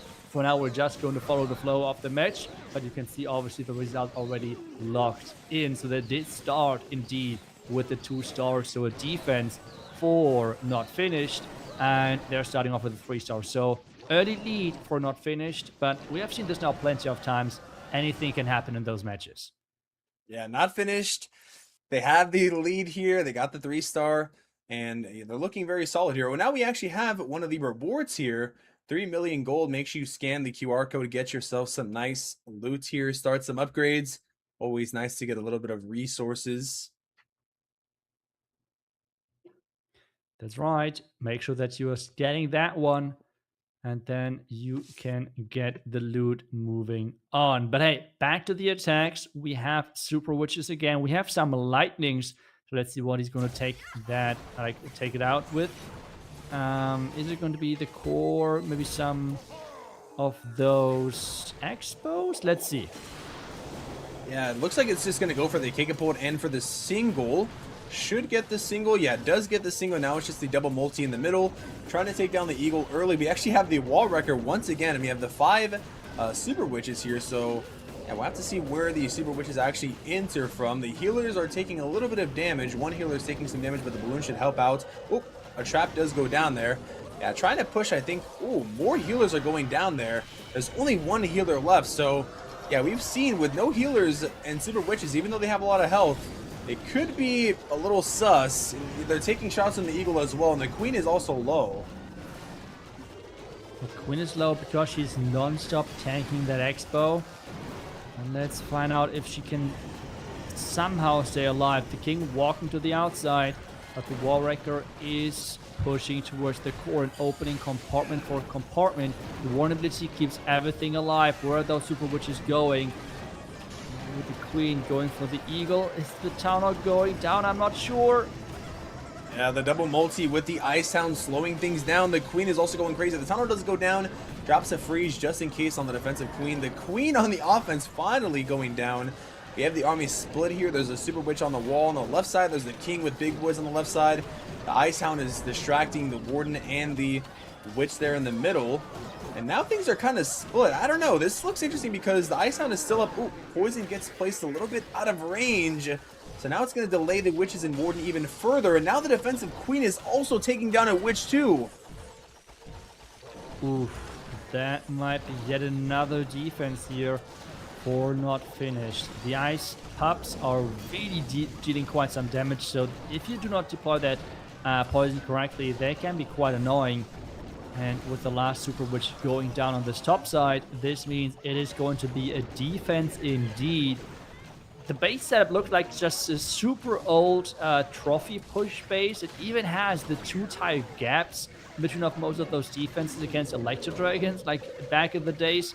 So yeah, kind of crazy base, but it did defend. This is always the thing where yeah, some teams might struggle because those ring bases, it is all about funneling. It's all about controlling your troops. And then we have seen now multiple attackers really struggling with controlling their troops and pushing them into the right direction.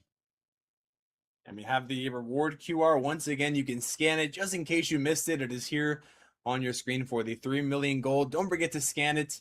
Get yourself some nice gold to help yourself with the upgrades that you need to complete. But now we have the next attack right away from Sasha. Super Witches once again. And I want to say that defenses are coming in very clutch here for not finished. Now they have a chance to capitalize once again. Give a Skelly spell, trying to take down the eagle here relatively early.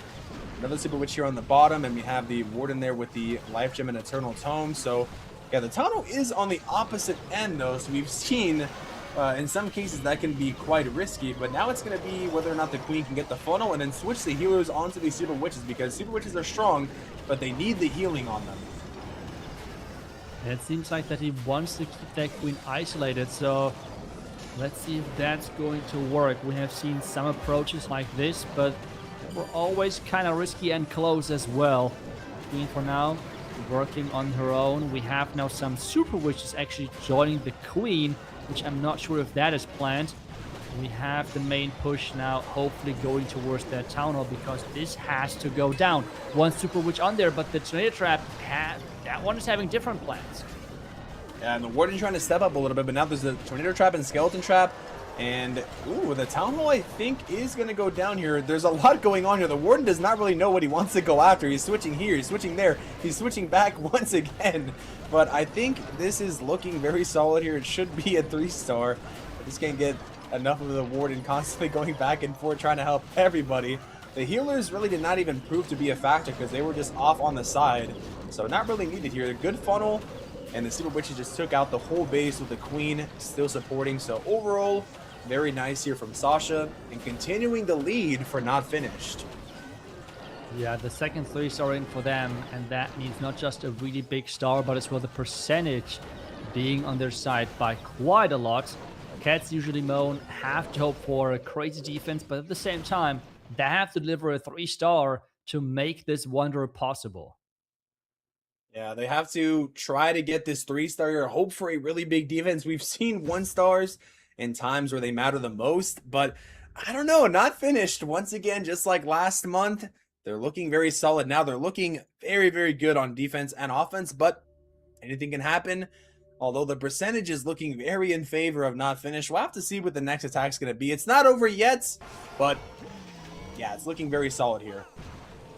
Wait a second. I think someone has cooked up the wrong army, because there are no super witches. What's going on here? We see a Queen Charge Lalo. I mean, that is just some crazy work right here. I hope this works. Please make it work. Queen Charge Lalo in the esports modifier at Town Hall 12. A little bit of a throwback, I would say here. Now the Queen is going to try to get the Eagle. We have 3 super wall breakers.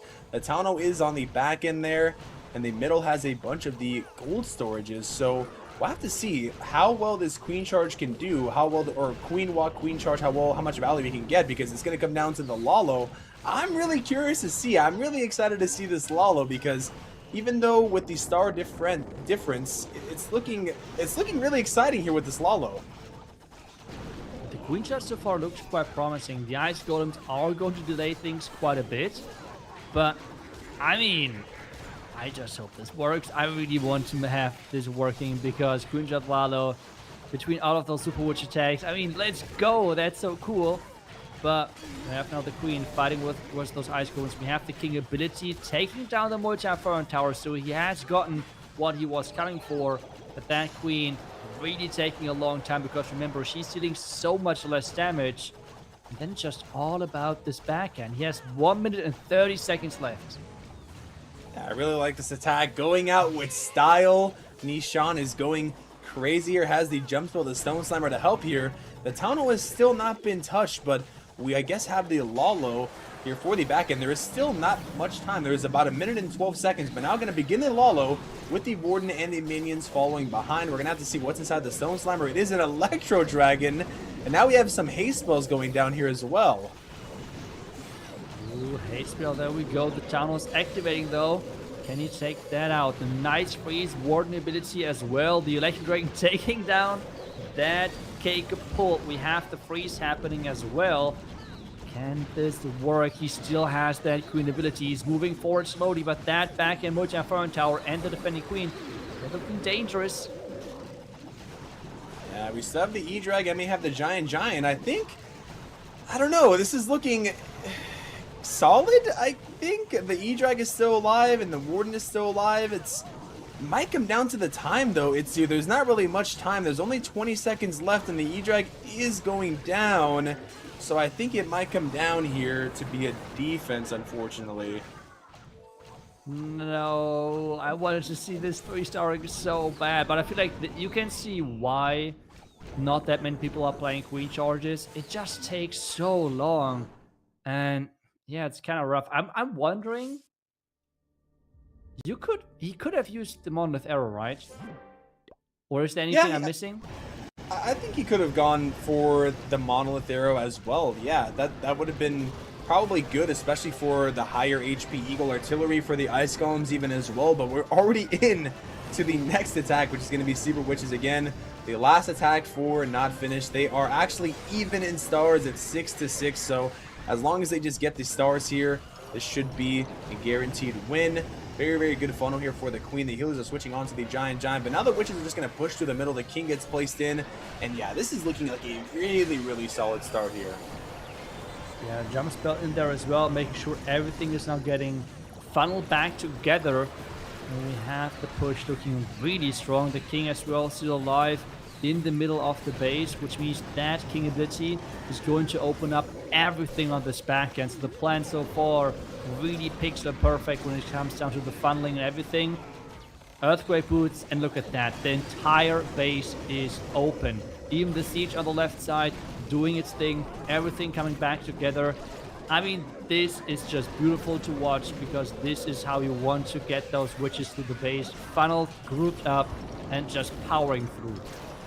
Yeah, this has to be one of the more picture-perfect attacks for sure. The Super Witches got the funnel at the beginning of the attack, and once you get that funnel, as long as the the Queen or whatever you use, the Stone Slammer, Wall Wrecker, does not matter. As long as you get the funnel on both sides, the Witches push through, the healers are on them, and yeah, this base is looking absolutely crushed. Not finished is looking so solid here. Another perfect war here, and also getting some crazy defenses as well against Catsusuallymoan. So yeah, not only getting it done on the offensive end, but on the defensive end as well. So very, very nice job. They must be feeling very confident here.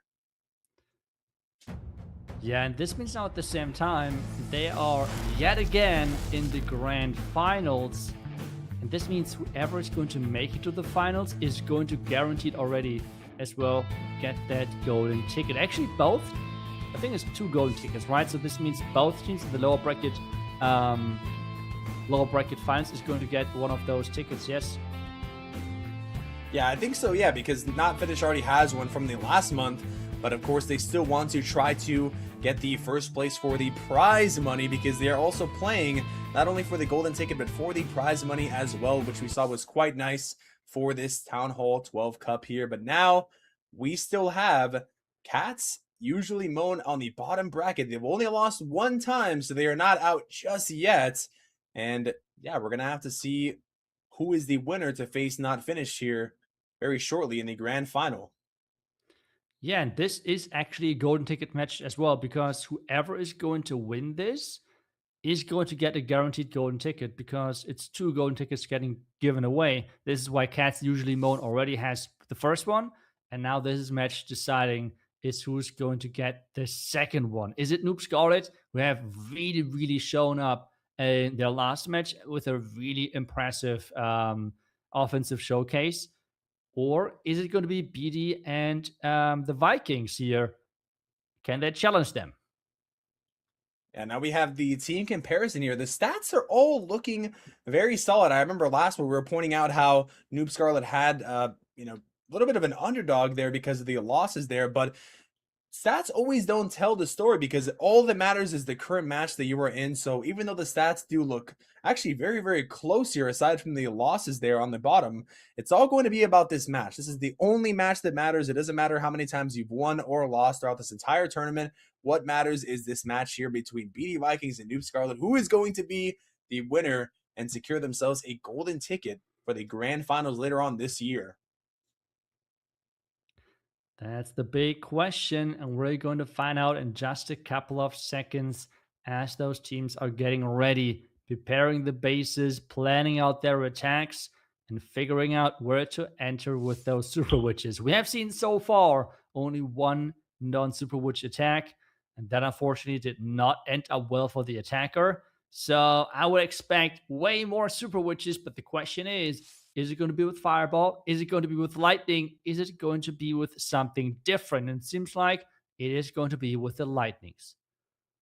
John God here from Noob Scarlet is actually going to open up here.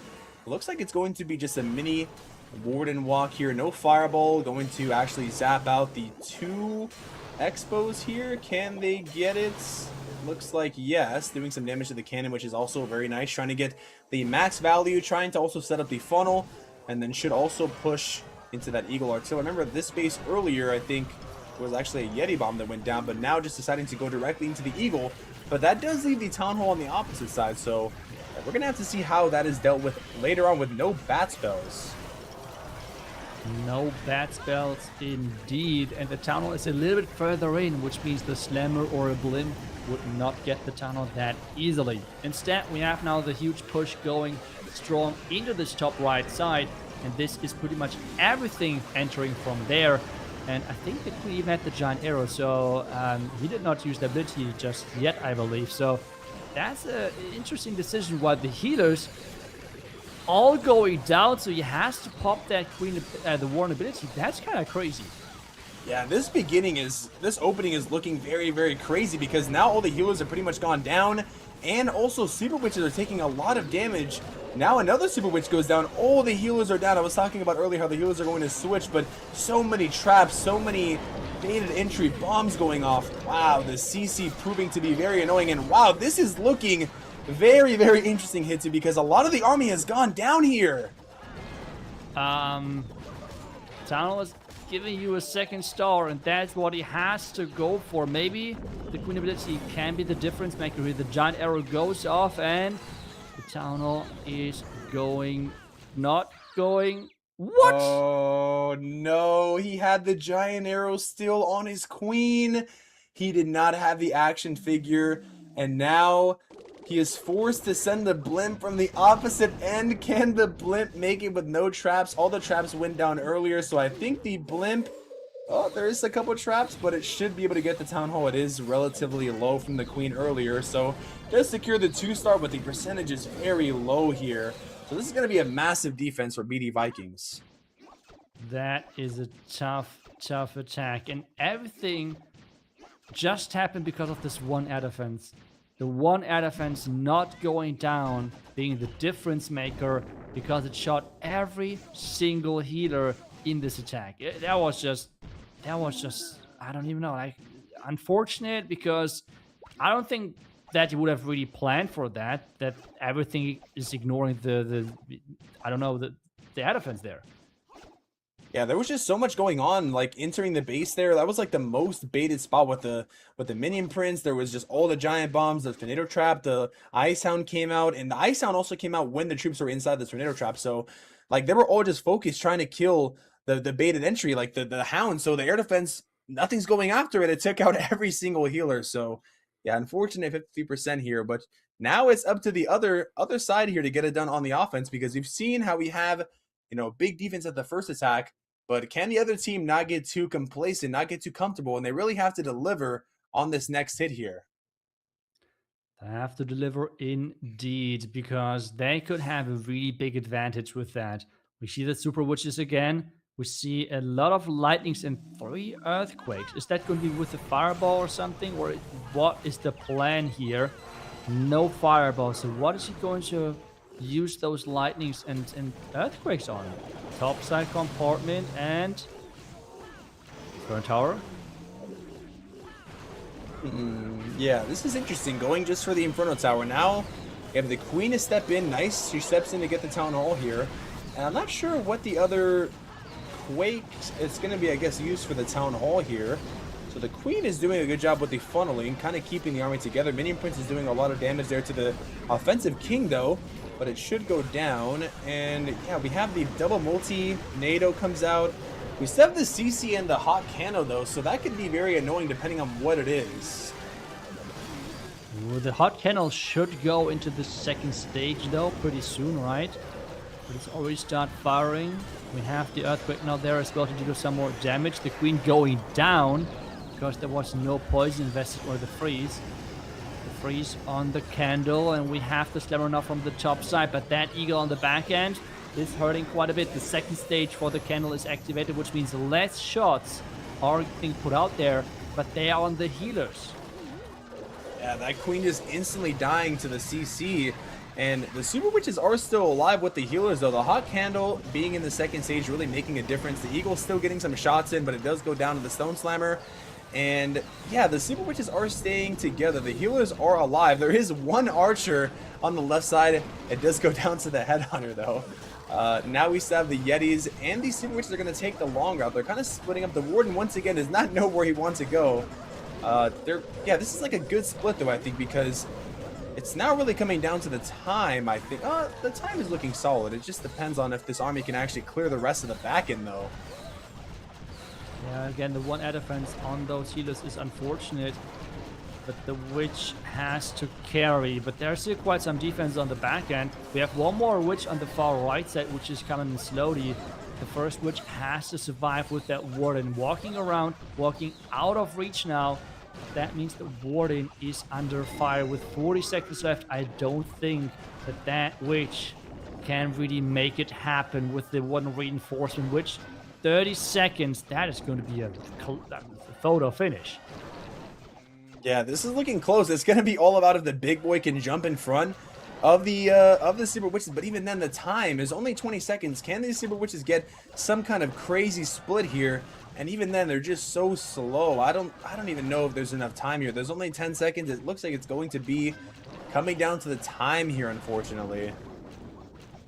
But this would mean that the percentage lead is in their favor, but they're not really getting the star lead. And that is, while some type of lead, still the best possible outcome for Noob Scarlet, because this means that they have the chance of a comeback. We have seen this now a couple of times, that stars can have such a big swing with some of those attacks, because those attacks can be really explosive. And in either way, because as well the defenses with the candle and such, they can do so much damage if you're not really paying attention. So you said it right many times, anything can happen.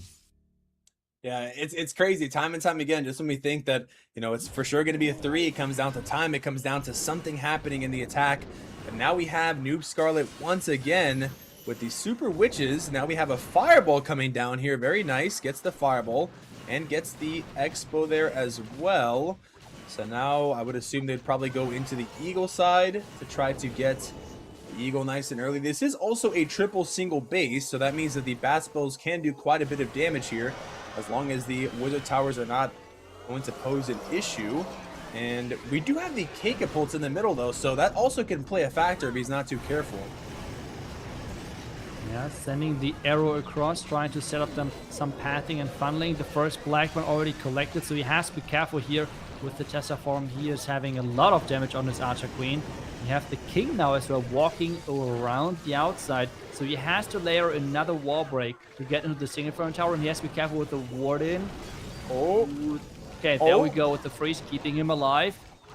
But that, where's the Warden going? He's again going back and forth. Come on, buddy, go with the Super Witches, go to the left. yeah, the Warden actually, in this case, it actually helped him because he stepped out of range of the single, but the freeze also was there.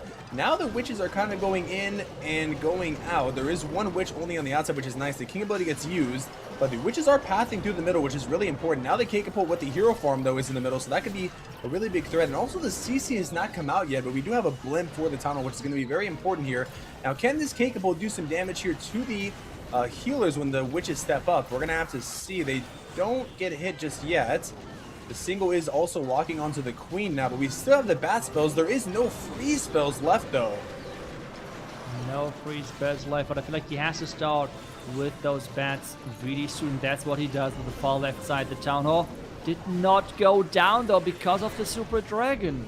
Oh, man. I don't know what happened, what was inside the CC, but there was nothing that came out. The Super Dragon just obliterated them, and now the Super Dragon takes down the Warden. All the bats are gone. There's only healers left, and they all go down, and it's looking like it's going to be an insane one-star defense for BD Vikings. Oh my goodness, the Super Dragon. I'm getting a little bit of deja vu here from last month. The Super Dragon, same thing happened where there was a blimp that went to the Town Hall and there was just so much damage. Anything that came out just got instantly destroyed by the Town Hall and the Super Dragon Flame.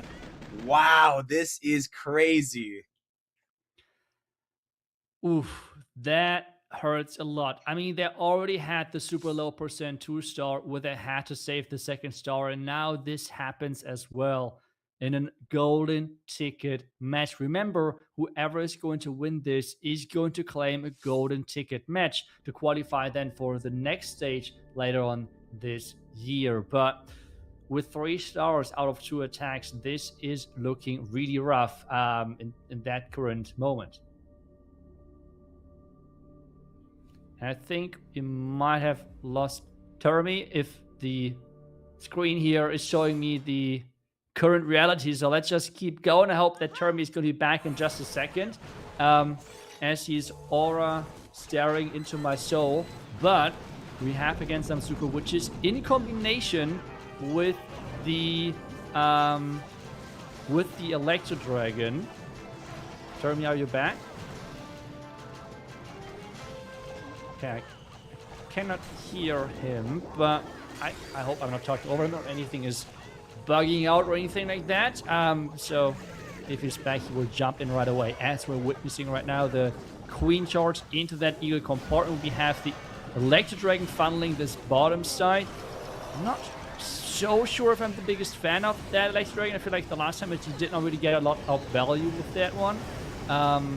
But for now, he's now pushing with the Super Witches. The healers for now are switching as well to the Super Witches. So like everything is kind of all over the place. But we have the Electro Dragon, for whatever reason, staying alive.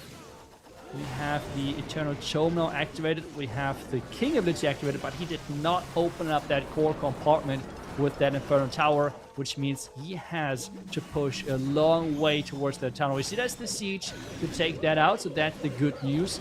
There's still a lot of base left, and we have only 2 freezes to take down, not just one multi-Inferno Tower, but even a second one. Where's that? That's a single. I'm sorry, that screen is kind of small for me. So we have the 2 Wizard Towers on the back end. and the multi-front tower in the core, which is a big task for those bats. We're starting with the bats in the middle, but that's against the sweeper.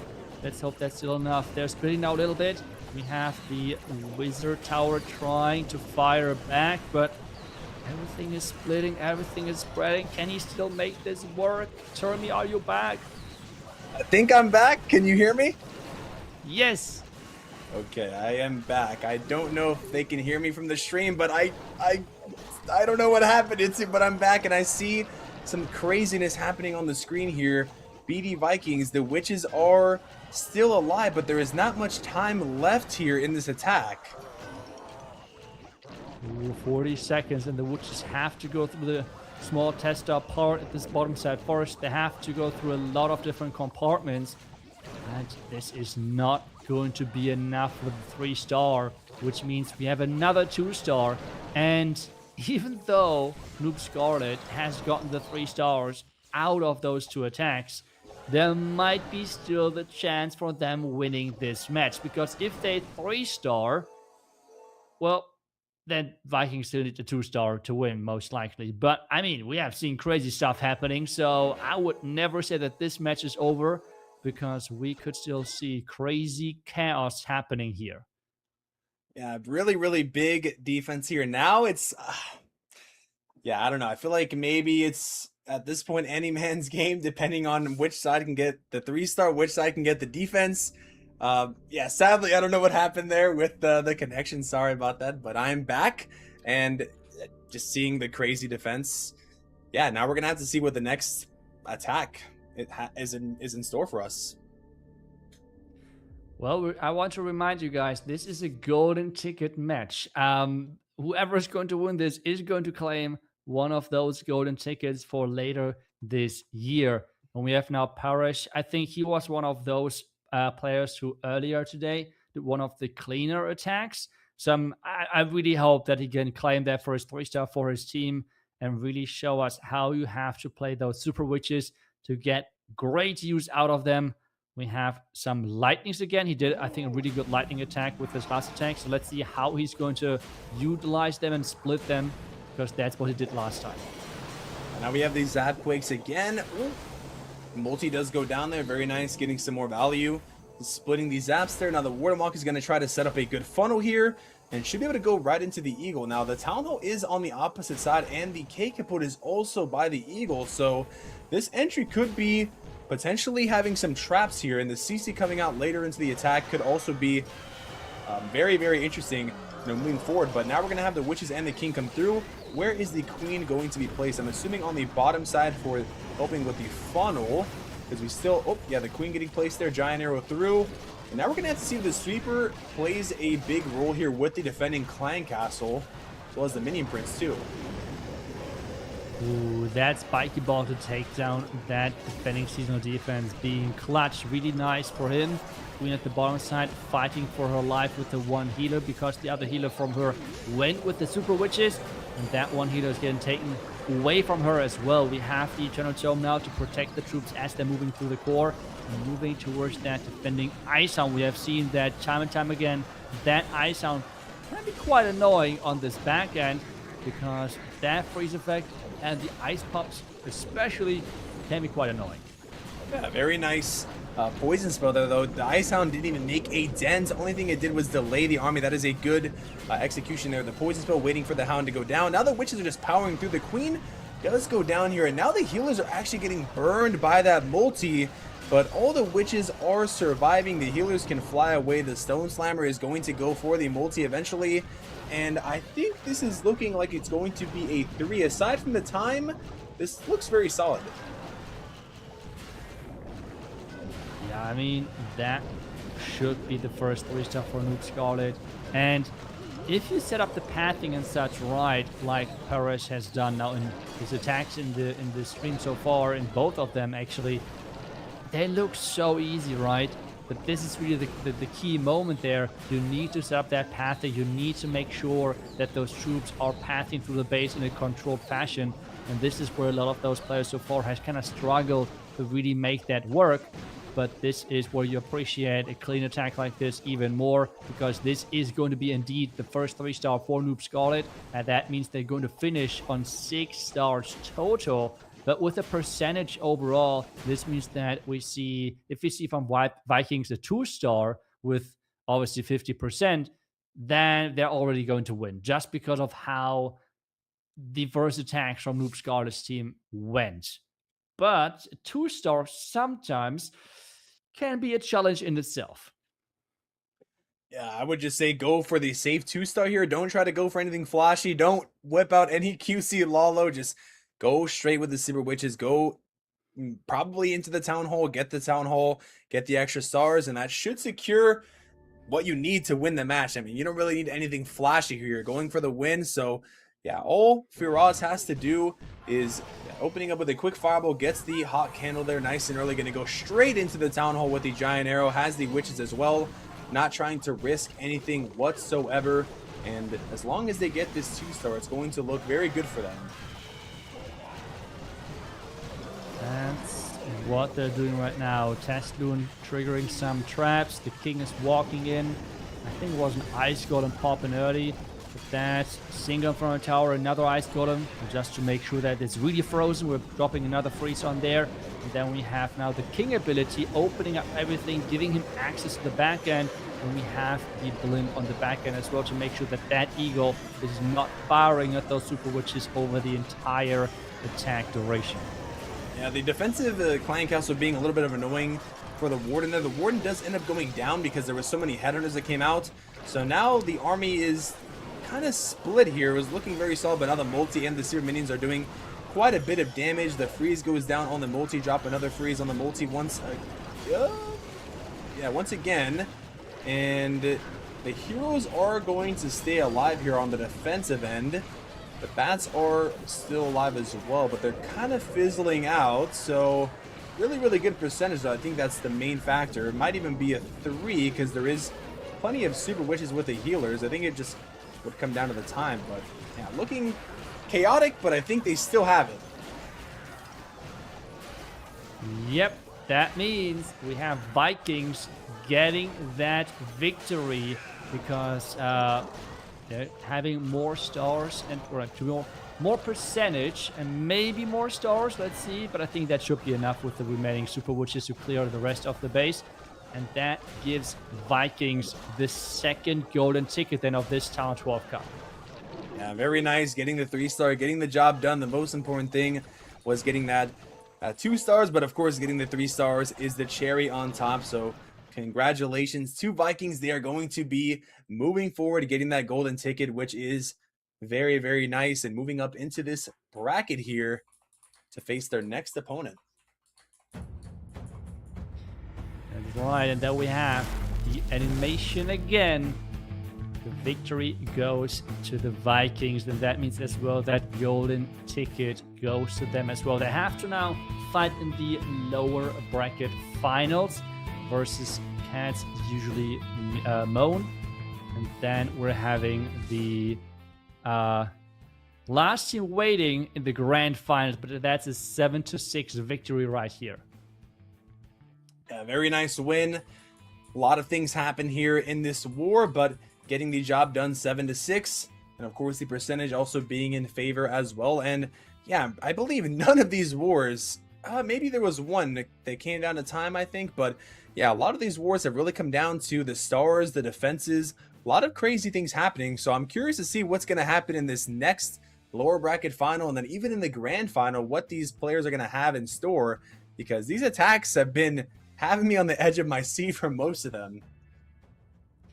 Yeah, you're never really sure what you're going to witness next. I mean, there were some ups and downs, that's for sure, over this entire qualifier with the attacks we have seen.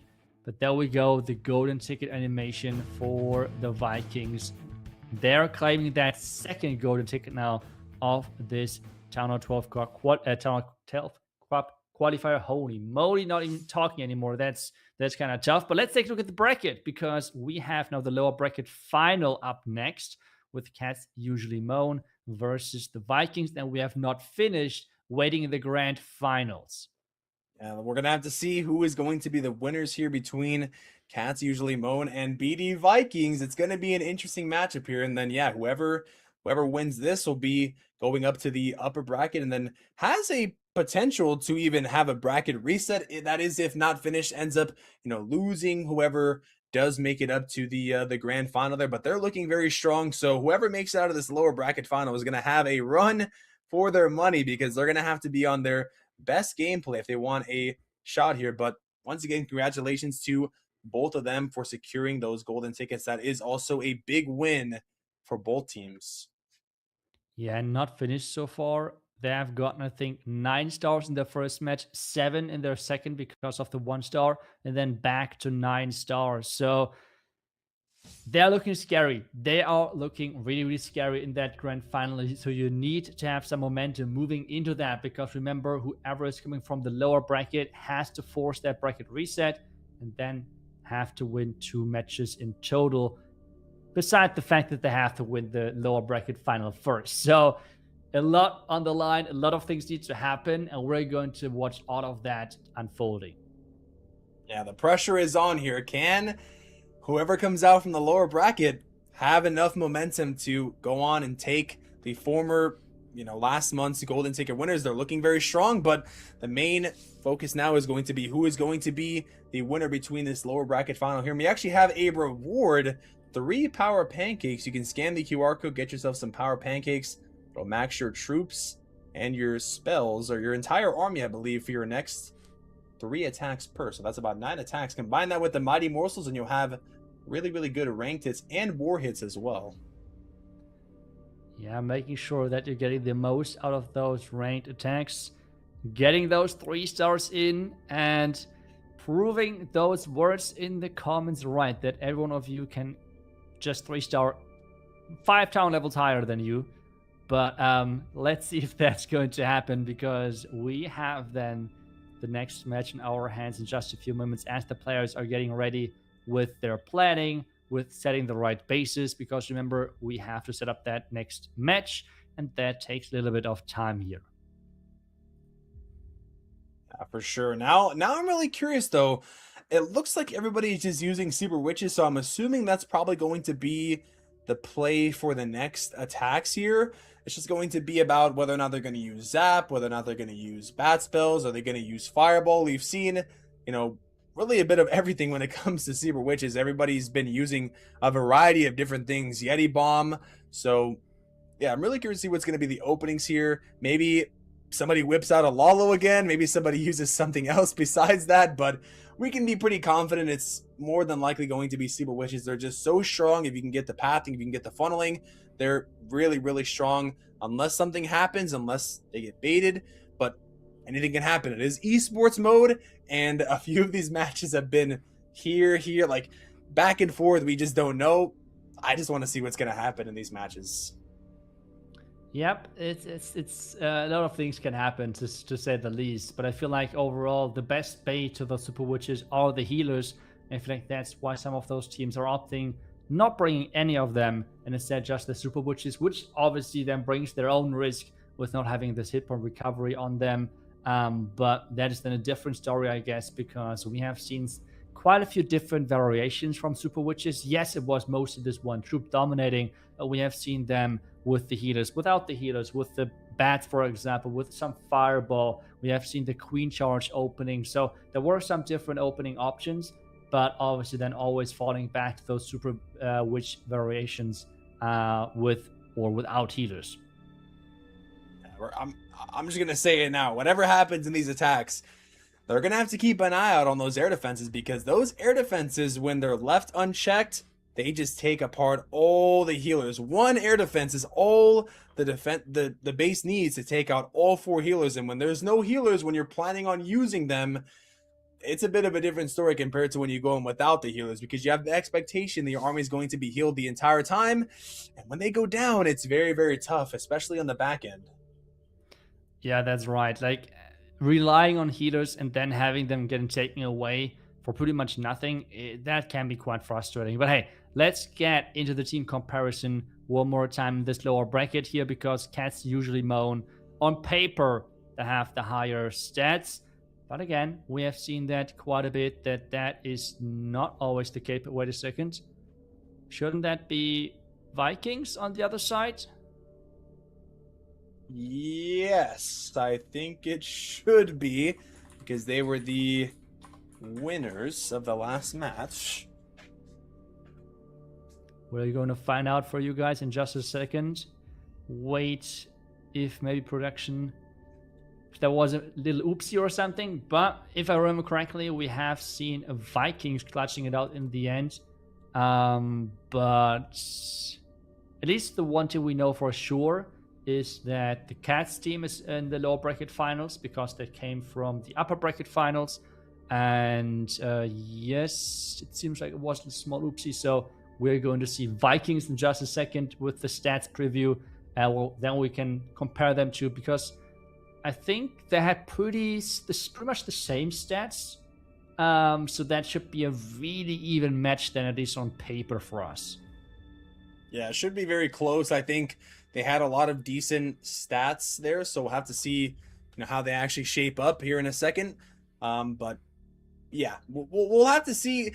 The thing about stats is they tell one story for sure. Stats are important, the average hit rate, the 3-star rate, and all that good stuff. But like I said earlier, it all depends on how things go this match. Now we can see the actual team comparison here from Catsusuallymoan to BD Vikings.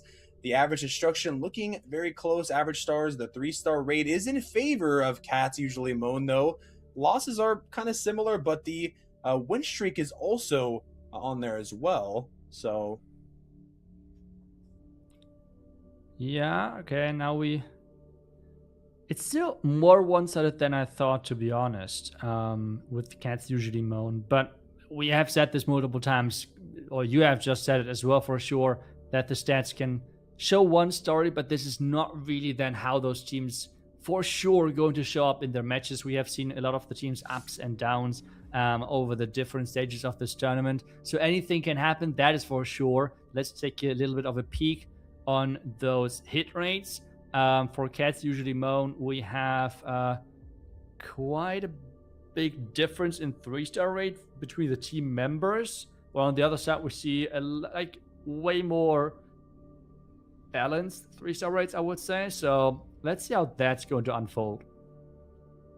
We're going to have to see if a lower 3-star rate does make a difference, and if those players can come out and really showcase their skills, because they're going to be needed here when their team needs them most, especially when it comes down to having those clutch 3-stars, those unexpected, close clutch 3-stars will make a really big difference here, because I don't think this match will come down to time. Almost none of them have, so it's really going to come down to having a good plan, being confident in the plan, and not panicking, especially when the pressure is on the line. A lot of pressure is here, and especially with the esports mode, it's really easy to make a mistake, even though these guys have made it all the way up to this point, being pro players themselves. The stats are going to come into play, but we'll have to see if the nerves also come into play here as well. Yeah, that is for sure something which I feel like in the lower bracket, when everything is on the line, the nerves are playing a really big factor for those teams, especially those players who are not used to those high pressure moments. But I think we're going to take a look at one of the armies really quick of those players, which they have used quite a bit over this tournament. And that was one of the 3-star strategies, the Super Witch attack. That was with the bats. So if you want to use that as well yourself, then you can scan the QR code and just get ready and smash some bases. Yeah, I actually just took a picture of this army because I've been trying to level up my Town Hall 12. Maybe I'll try it. This looks like a very nice Super Witch army here from Firaz. And yeah, if you want to try the army, make sure you scan the QR and use the MVP's army in your next attacks.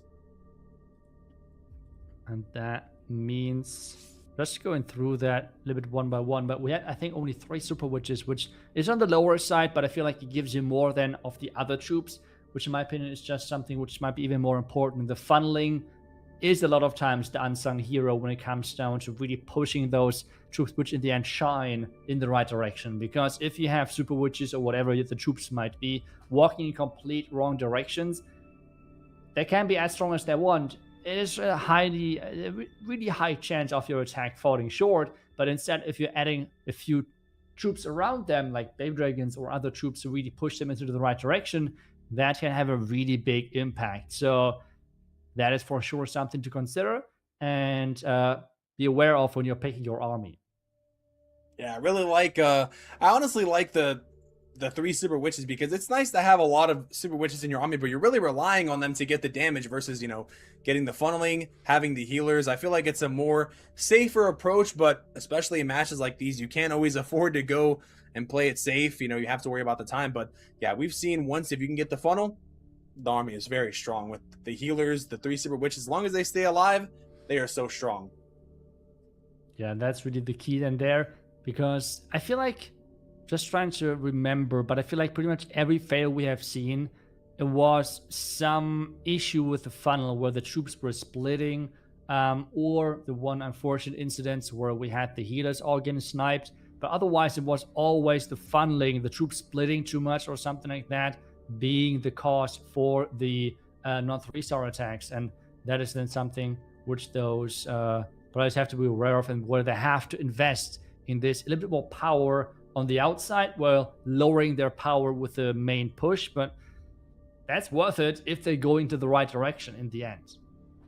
Yeah, for sure. It all plays, especially when you're going into an attack and you expect the healers to stay alive, and then they all end up getting sniped. It's the worst feeling. That's why, you know, we see the difference between no healer strategy versus the healer strategy. It's just almost night and day between how the armies kind of work in a way. You want the armies to push through with the super witches, but if you're expecting the healing and they don't have it, it can be a little crazy. Yep, that is for sure something. But let's have the final more player comparison here for those two teams one more time, with the average stars failed, and then we have the average duration this one on the bottom side. I'm not really sure that the average duration is going to play a big role, to be honest, because so far we have not seen a single match really coming down to time, or not even close. Yeah, I don't even think, maybe we had one that came down to time, but I don't even think it mattered for, actually I don't think any match came down to time today, because I don't think there was a single, not even in the matches before the broadcast, I don't think there was a single 9-9 war in this entire tournament, even though everyone was using super witches, which was really strong last month. I think the seasonal defenses have been making more of a difference than even I expected. I thought it would make a difference, but I didn't think it would make this much of a difference with the base building, with the hot candle, with the catapults. It's really interesting to see how just adding one more thing on the defensive end, especially in the esports modifier, it makes such a big difference. Yeah, that's for sure, because if you would just think about, I mean, some of the attackers did invest the giant arrow in combination with even, I think, this one earthquake and one lightning to take down those seasonal defenses, and that was pretty much the only value that did go for. So it pretty much just costs you 2 spell space to just handle that defense sometimes. So that's a big investment, to be honest, moving through a base, and are kind of limited on the spell amount you have in total on Tower 12, because remember, it's not Tower 18 where you have quite a few spells. This one is where you have a few of them less, and 2 spell space is quite a bit of an investment for in a defense which was just added on top of the things which already existed. Yeah, and I personally like it because it really does shake up the meta in a way. Well, not the meta directly with the super witches, but it changes the way they attack. Because like you said, they invest spells just to get the catapult or just to get the crafted defense, and before you'd be using that to get like a multi. But at Town Hall 12, there's not really much scary defenses besides, I guess, like we have like the multis, we have the expo, but you know, it kind of makes it so like the eagle and the crafted defense is like the main 2 defenses, where it's like at Town Hall 14 you have like the scatter shots, or at Town Hall 15 you have the monolith or spell towers. So now this is kind of like more of like not a signature defense, but it still plays the role of being stronger, especially in esports mode as well. Yeah, that's something which you always have to keep in mind. As you said, the esports modifier, which means 25% more damage on everything, and that can play a really big role, especially on that candle then, or for example the explosion of the catapult, which is then as well hitting really hard. So yep, those seasonal defenses can have a lot of impact for those players and for those attacks. And I was as well expecting some type of change within the overall attacks, but I did not expect that the addition of the seasonal defenses would pretty much entirely remove the existence of dragons. Because we have not seen dragons a single time, while them being the most dominant army and strategy we have seen on the last Tower 12 Cup. And going from hero to zero in just 1 month is kind of crazy. I'm not sure if the players are overreacting when it comes down to not using them, but it is a really clear sign that pretty much every single attack is just super witches and none of them are dragons anymore. Yeah, I think it's also interesting too, because I was thinking like with the hot candle, because it's stronger at the beginning, that it would like deter dragon attacks, but yeah, now it just seems like, yeah, they're just not even using dragons anymore. Maybe they're just so worried. Like maybe it's an overreaction, like you said, but I just think that they're not willing to take any. Well, they're taking risks, but they don't want to take a risk where you attack too fast. There's so many splash damage happening. You make a mistake and then it results in a 1-star. It's better to just play it safe with the super witches, go right into the hot candle, go right into the catapult, or zap it out even, or fireball it and just don't even have to deal with it. Versus before, where you had, you could do that with like the multi, with the eagle, with the expos, and now you don't really have the freedom to do that as much. So yeah, it's crazy to see how one defense just makes such a big difference. Yeah, and I'm wondering if we're at some point at the stage where everything seems to be set up against the super witches, and then that's where the dragons are then coming back kind of like as counters for those spaces. But that's obviously then always the cycle of like countering the meta and what exactly is the meta kinda. But yeah, overall it is interesting to see, to say the least, to see how this meta and I would say the tournament meta within this Town Hall Cup has changed within just 1 month. And then we can see as well the next time how things are changing and so on. But hey, we're ready. We are ready, guys. We are ready with the first attack. And we see Green Turtle starting things off with the Super Witches. We have the Earthquake and the Arrow combination to take down, as we just said, the seasonal defense early on. And the Queen then is charging in to take down the Eagle next. Yeah, trying to take down the Eagle nice and early. Has a Super Witch on the left side to get the funnel going nice and early as well. But going to drop the army really quickly here. Don't want to waste any time. The Super Witches are very slow, so you got to make sure you keep that in mind. Wall breakers going down. Ice columns are one just went down. The CC comes out as a bunch of headhunters. Has to be careful. Has to invest a freeze to make sure the Queen does not go down early. But good job keeping an eye out. So now the army is just going to push through. And as you've seen, when you get this funnel with the Queen, the army can look very strong. With the healers behind, it can look very strong. Yeah, the Queen for now staying alive. He has to be careful. Nicely reacted, keeping her alive. But the Super Witches have to push quite a bit of a distance here. The blimp for the Town Hall, the Black Mine is hitting, but the blimp is still making it anyways. Now those bats, they have to travel quite some distance, but there are not too many targets which he has to freeze. But that multi is kind of scary. Yeah, drops the freeze on the Wizard Tower, but the bats end up going to the right side anyways. The witches are still alive. Queen takes down the Wizard Tower. The multi's still alive, so these bats will end up splitting, mostly fizzling out though. But yeah, this is looking like a 3-star. The witches on the left side, the Queen on the right side, some cleanup archers, and it's looking like a really good 3 here from Green Turtle. Not too slow, but it's of course Super Witches, so it'll probably be past the 2-minute mark at some point here. But good start. You want to make sure you start off with a 3 and really put the pressure on Catsusuallymoan here. So about to see what they come up with next here after the 3. Yep, the witch is walking inside that little alley here to take down the Inferno Tower next. The Queen taking down the storage. And that means we have the first 3-star in. Nice attack, and this is how I like to have my matches started, with those strong attacks hopefully in the beginning. And this means now we need to see the answer from the other teams to make sure that this match is not ending up being one-sided, because something we have seen quite common is if one team is really pulling far ahead, you can run away with your leads quite easily. And now it's up to BD Vikings. They have to get the 3-star. They have to continue keeping the pressure. The first 3-star is really, really important, but now it's really up to them to get the 3-star back, because if they can start going back and forth, then it can make both teams start thinking like, are we gonna have to worry about the time? Time hasn't been a factor at all this entire tournament, but you never know. Now if they're consistently 3-starring, it could come down to it, but we're gonna have to see if defense is gonna happen again. Yeah, I cannot really... I mean, let's see what is going to happen. If we are getting past the third attack or something, or we see all 3-stars, maybe. But after just one attack, I don't see it just yet, especially with how up and down some of those teams were over the entire qualifier here. So, let's see what we're going to witness now from the Cats team, who are up attacking next, and they have to tie things up right away because the first defense for them was the 3-star. We're going to indeed see a lot of super witches, and it seems to be now again the blimp, but the NATO trap is this time there.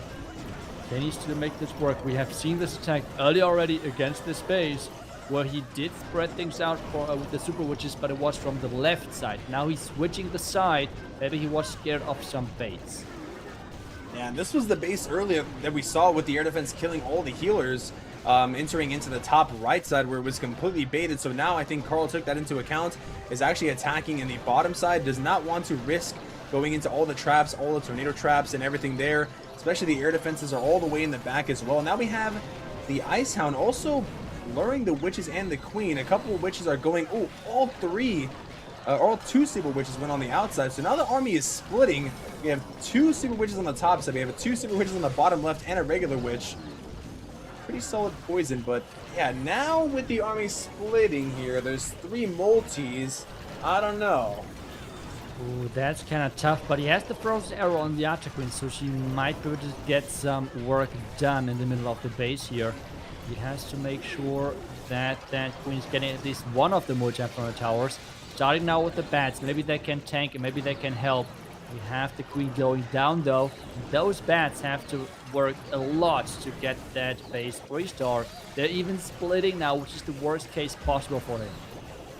Yeah, the free spell is working here, but there's already 2 expos and air defenses, so I don't know if it's going to be enough here. So there's only 1 super witch left. Some bats are left over. There is a lot of bats here. Can they take down the expo? They take down 1 more expo, but they're kind of fizzling out. The expo is taking down so many of them.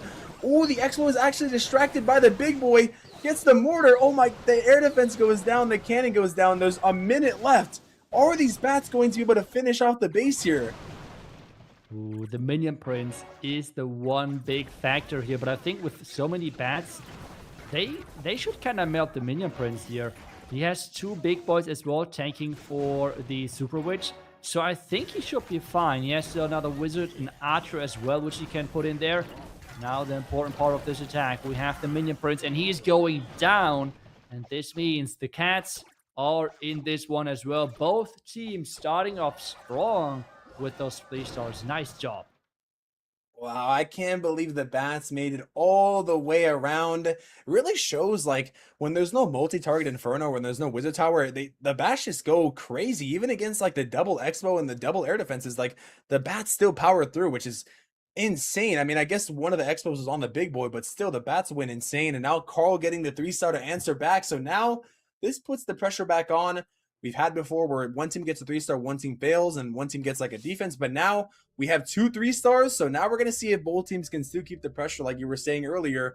Once it gets past like the 3rd, 4th attack, we can see if teams start to mess up. I'm not going to, it's too early to say. I'm not going to say this team's looking strong, this team's looking strong. So far, they've got both 3-stars. We're going to have to see what happens next though. Yeah, let's see if they can survive the second round of 3-stars with 3-stars, like with attacks. And if they can get some more 3-stars in then there.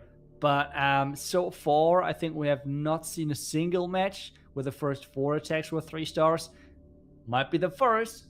We're going to find out because the next one is now going to come from the Vikings with their next attack. And I would expect super witches again. The question is in what type, in what form? Yeah, we're going to have to see if whatever they decide to use, don't get too confident after the first 3-star because, yeah, like you said, I don't good memory of whether or not they made it past the first 3-4, but it seems like this is like the breaking point, whether teams really stick it through or whether they start making mistakes. But now we're gonna have the giant arrow from Nurjon here, gets the cake and put it in the middle, which is nice, rocking the Eternal Tome and the Rage Gem. And it has an E-Drag as well, going to be going opposite of the Town Hall. So, yeah, this is the point where we're really going to see if the pressure is going to make a big difference or not. Going opposite of the Town Hall, especially in this esports modifier with the CC, with the back-end mini prints, and the Hero Farm Queen King sitting there lurking. If this army splits, it could be devastating. Ooh, the healers are under attack. He's not having anything to take down those like the Inferno Tower, and we have seen this now a couple of times. If those healers go down, that's a big problem. But they're okay. They're flying away and staying safe for now. But the Queen is still under fire from that multi-Inferno Tower. So, let's see how things are splitting. Yeah, very nice Spiky Ball and Quake Boots to open up most of the base, but the army is pretty much going right. The Queen is stealing all the healers, though. That Ice Golem is going to be nice for the single target Inferno, but has... Ooh, the poison was already used, so the Ice Hound is going to be working on this Queen for a very long time. The Super Witches have no healing, and they're going into a Tesla farm, they're going into a Ground Expo, a bunch of defenses. Now sends the Blimp in for the Town Hall, puts the Rage down. Is there going to be any traps or tornadoes? It looks like there is not. So the Town Hall will go down. The Queen is getting locked on. Is he going to freeze? Yes. And now it just has the bat spells. It's all going to come down to this freeze spells and the bat spells for the back end. Wizard Tower and as well the multi-Inferno Tower right next to it. That is quite a bit for those bats. They're even splitting right now. Can they overpower the Inferno Tower? That's the big question. And can some of them stay alive? And yes, the answer is yes, they can. The Warden at the bottom side tanking and making sure those bats can finish off the bait. And that should be the next 3-star in this match. The time should be easily enough, and that means Vikings are answering again. It seems like those two teams really are stepping things up when they're under pressure, because this is indeed the second 3-star for Vikings, which is has not happened too often, I want to say, unfortunately, within the matches we have seen so far. Yeah, very nice. I feel like the spell execution here was so crucial with the free spells, keeping the Queen alive, the Warden staying alive. Like, the bats were able to get the back end of the base. That was so important here, because if the Queen would have went down, the Warden maybe would have went down. That could have been the deal breaker, but the bats were able to power through, and now they throw it back to the other side. Can they answer? And now if this becomes a 6-star war, maybe both sides have to start thinking, do we switch it up, or do we just believe in the defense? Do we believe in our ability to go faster? But we can't get too far ahead of ourselves yet, because we've seen up until this 4th attack moment, anything can happen, anything has happened, and anything could happen. So yeah, we're gonna see what happens here in the next attack. Yeah, I mean, I'm just excited that we're seeing now one of those, I want to say, higher quality matches where we see so many 3-stars. So I just hope that they can keep it going, because otherwise in most of the other matches, at some point we have seen starting those uncommon mistakes slipping in, where the funnel did not really work, where I don't know, like things were getting sniped by the air defense or such things. So let's hope this is not going to happen in this match. Let's hope that both of those teams can keep up the momentum and get a strong finish. But we have just crossed the half-line when it comes down to this match, so you said it right, anything can happen. Let's hope that we're going to stay on the strong side. But Cats are up next, and they have to answer.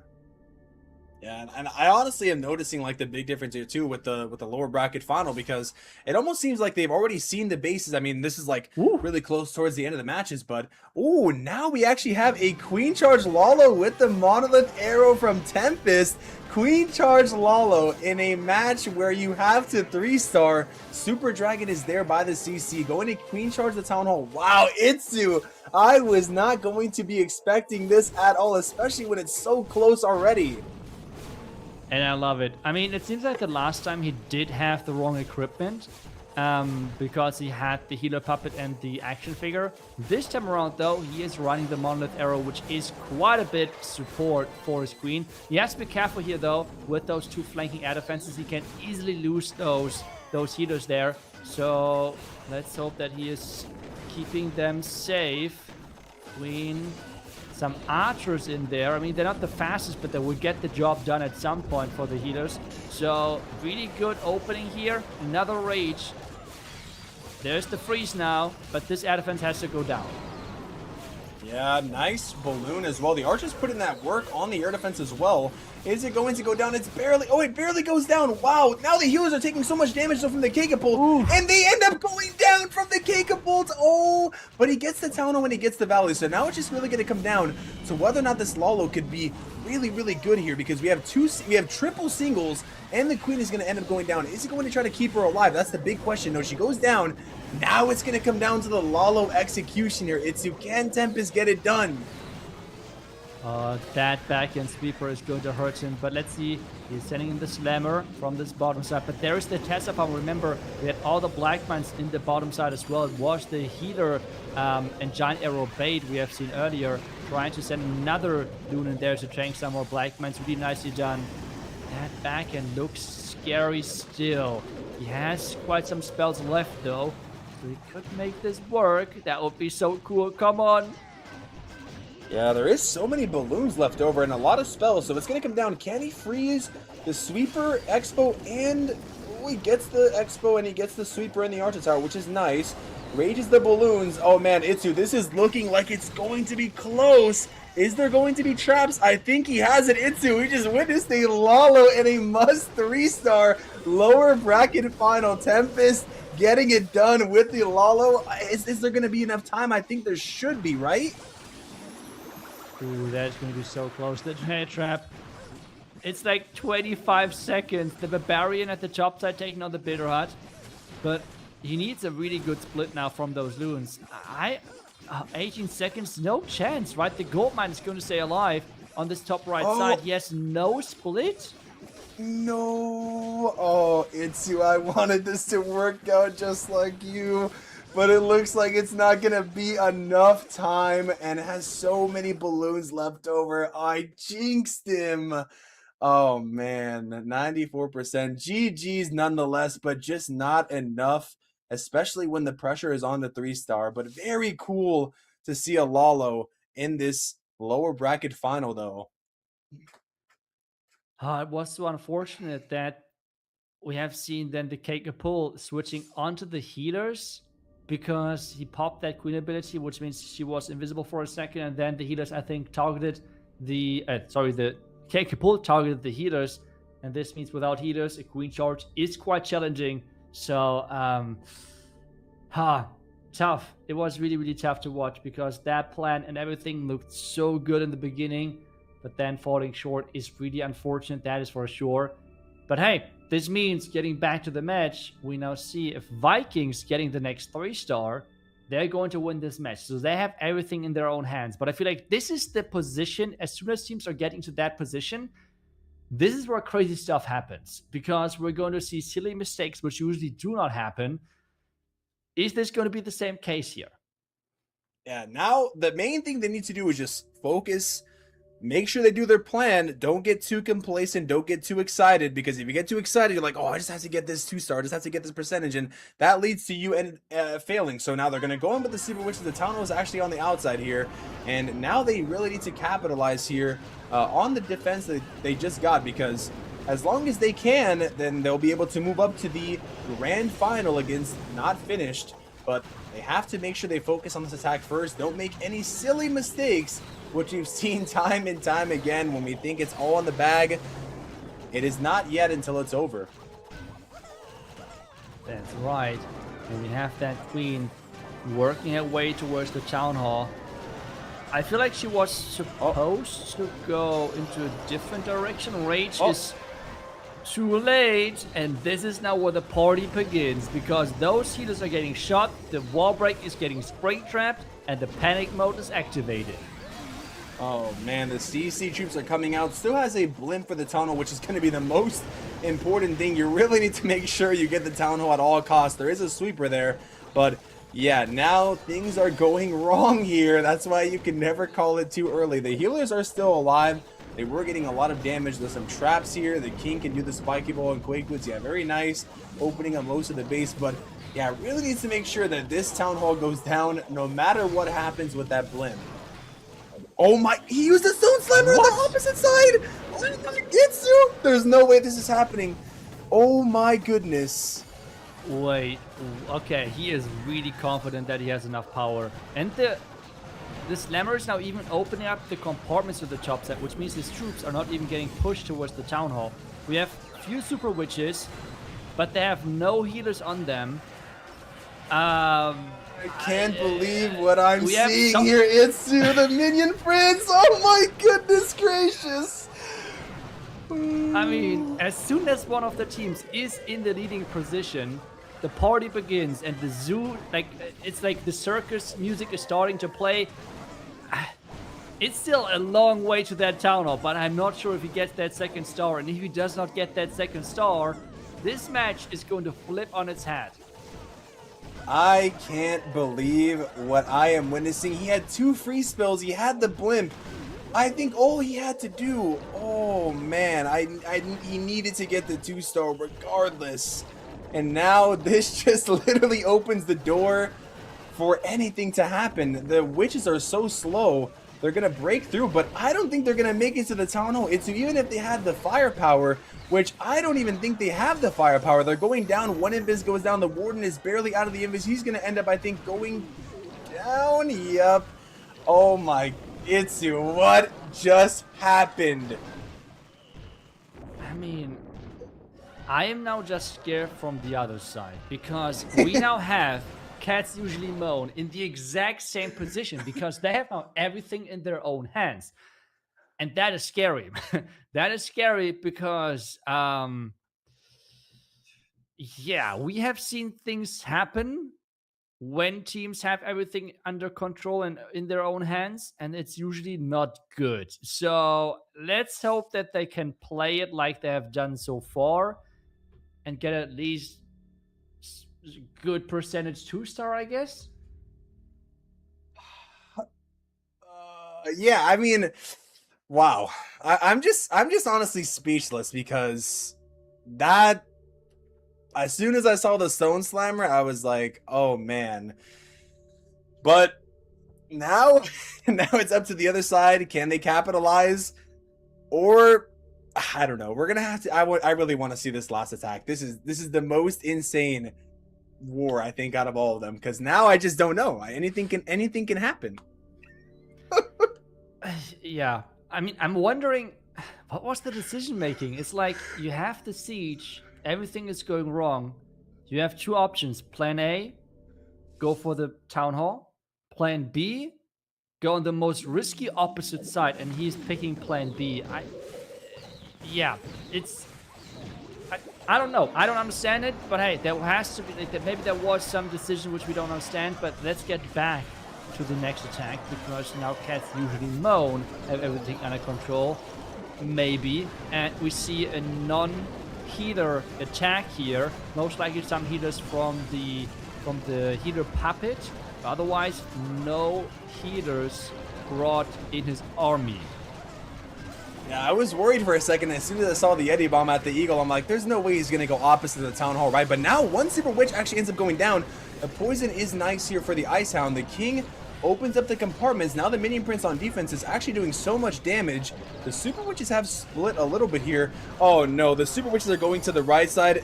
One of the Super Witches gets locked on. The Eternal Tome gets activated. The Queen is going to the Town Hall. Has a bunch of bat spells, but now the Kinkaport is going crazy. The giant giant comes out. I don't know, Itsu. He has the bat still. I would have loved to see something for the. Oh, okay. He's using the giant, or the giant skeleton there. The freeze. Those freezes always make me angry. You have a wizard tower next to an air defense, a cannon, and an archer, and you freeze air defense. You freeze the wizard tower and the cannon with bats. But I think it doesn't matter. It doesn't matter whatsoever. They're getting the 3-star in. And that's all what matters, because this means they're going to win this match. I don't know why, I'm not sure how, but somehow they've done it. Yeah, you can see the celebration there in the player cam. Nishan is so happy there. Through the ups and downs, they have made it. They have done it. The bats take apart the rest of the base. The witches are all still alive. And through all the chaos, Catsusuallymoan end up proceeding to the grand final. Huge congratulations, well deserved after the craziness that just unfolded. And man, BD ViKinGs, they had it in their in their hand, the palm of their hands. But yeah, it just crazy matches. Yeah, it is. Crazy things happen, but I think it's the wrong team. I think, because I think, Catsusuallymoan Cats is the winner. Yeah, Catsusuallymoan is the winner. It showed BD ViKinGs there for a second, but Catsusuallymoan is the winner. They won 8-7, and they had the percentage. They actually had the exact same time, but yeah, now they are going to go to the grand finals here. Really, really crazy sequence of events, but they have made it. Now they're going to go against Not Finished. So the real question is, can they actually force a bracket reset, or is Not Finished just going to, end up going undefeated in this whole entire, Town Hall 12 Cup? We'll have to see, I guess. And it is actually a rematch. So Not Finished did send Catsusuallymoan to the lower bracket. So it is a rematch now, and they would need to win twice to make this work. So that is not easy, because Not Finished, over now 2 cups, seems to be the strongest and most consistent team. Let's see if they can pull it off. They were one of the teams which, if they had to clutch, they did. So, yeah, we're going to find out. It's going to be an intense one, that's for sure. But the player stats of this last match, we see it right here. And in the end, we see the 1-star deciding this matchup. And this means that Cats are in the finals. Big congratulations to them. Now we can see the entire bracket here. Now it's going to be the grand final there at the top. Match 14, Not Finished versus Catsusuallymoan. And the question is Not Finished, they've been undefeated. So in this case, Not Finished, if they win, then they will just win. But if they end up losing, then Catsusuallymoan will have to beat them twice in order to force the bracket reset, and then they can be the champion of this Town Hall Cup, and they would be receiving the majority of the largest prize amount at the first place. That's right. And I'm just wondering how this will turn out. But before we're actually getting closer to the match, let's have a quick reminder, because we have another set of rewards unlocked. Remember, after the last match, we're going to then have the bitter bite. But for now, we have the 3 million elixir, which you can claim for free. Just getting the QR code as well in the chat. There should be some links then popping up really soon for you, where you can claim the rewards as well and get some nice loot. Yeah, I'm actually going to claim this this elixir really fast on one of my accounts. And yep, I actually got it. Let's go. I built the clan castle on my other account here, so let's go. W reward. So what are you upgrading? Well, the clan castle. I'll be upgrading the clan castle. It's for my new Town Hall 2 account I made. Yeah, I mean, for those, it's quite nice to have that little bit of a boost with the resources and such, and yeah, can be quite nice. That is for sure. But this means we have now the finals, then around the corner. But just a quick reminder: if you want to use the same army as what we have just seen in the end, the MVP of the war army. If you want to copy the Super Witch Bad version, you can do that right now on your screen with the QR code and use it then yourself. I've seen as well a lot of questions in the chat about dragons, or if there are any bans or anything like that in this competition.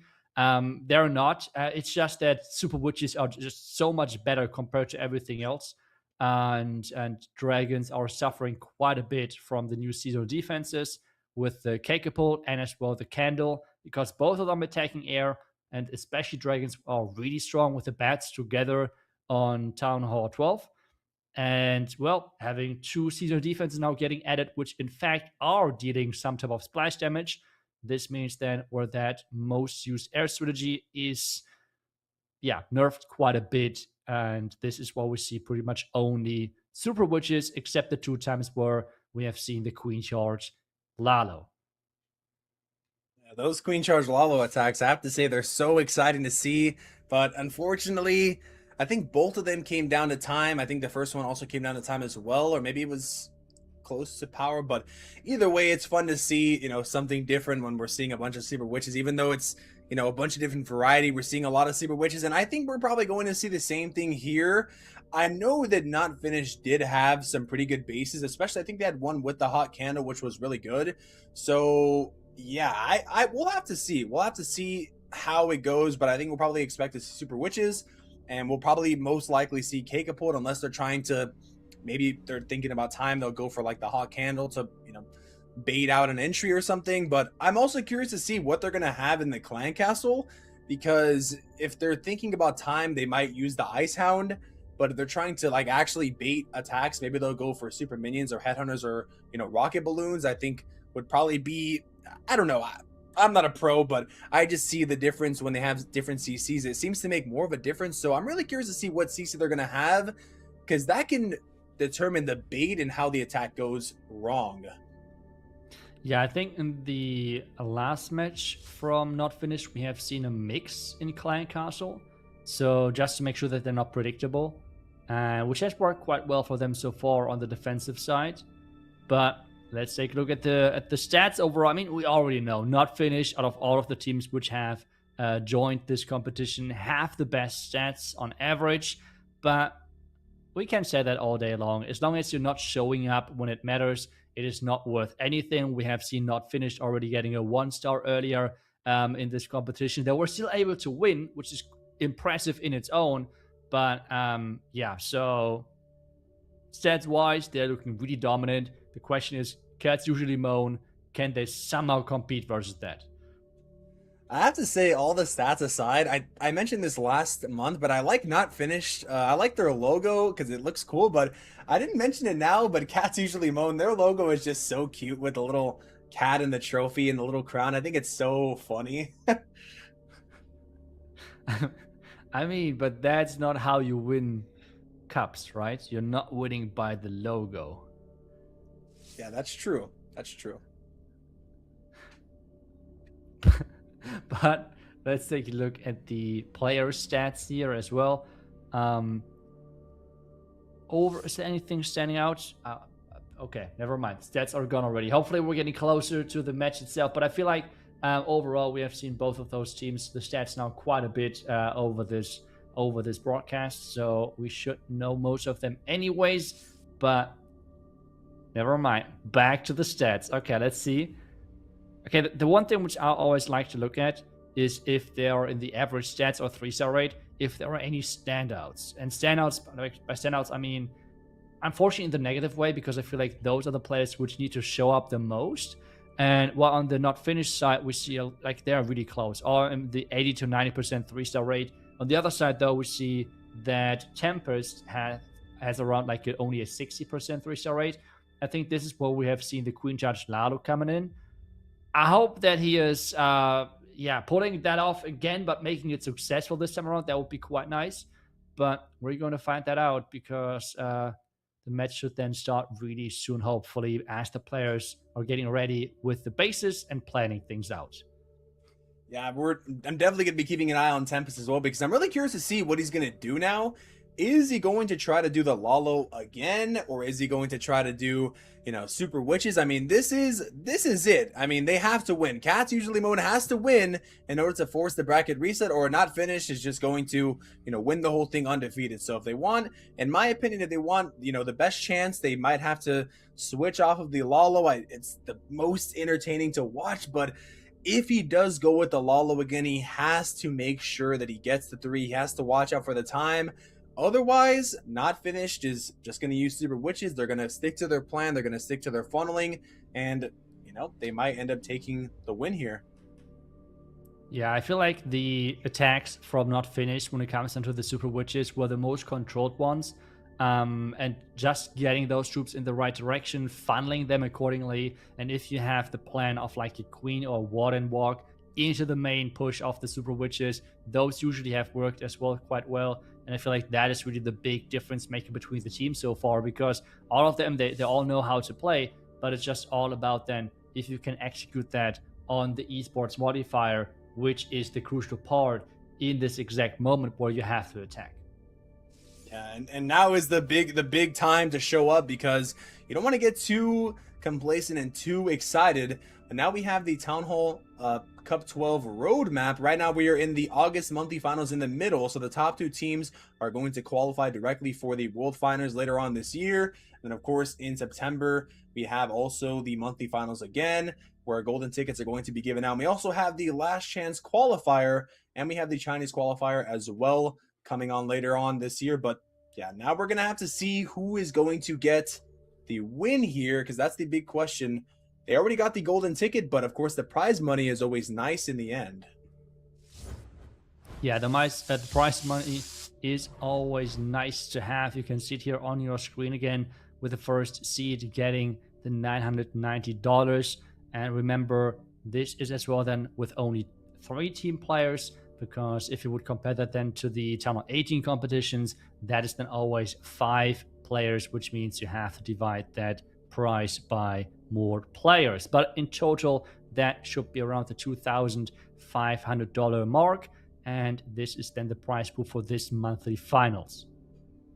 Yeah, very nice prize pool as well, especially like even for the lower town halls. I mean, 990 is a very, very good first place, even second place, third place. Of course, all these teams from even all the way up to 8th are getting a little bit of the prize money, which is, you know, always nice. They've worked hard to get to this point, but you know, first place, we're really going to see who is going to end up getting the first place. Once again, we have the bracket here of the grand final. We are currently in the match 14, not finished, versus Catsusuallymoan. And if Catsusuallymoan can win, they can get the bracket reset. That would go to match 15 for another grand final. But if not finished wins, then they will be the champion, back-to-back double champions.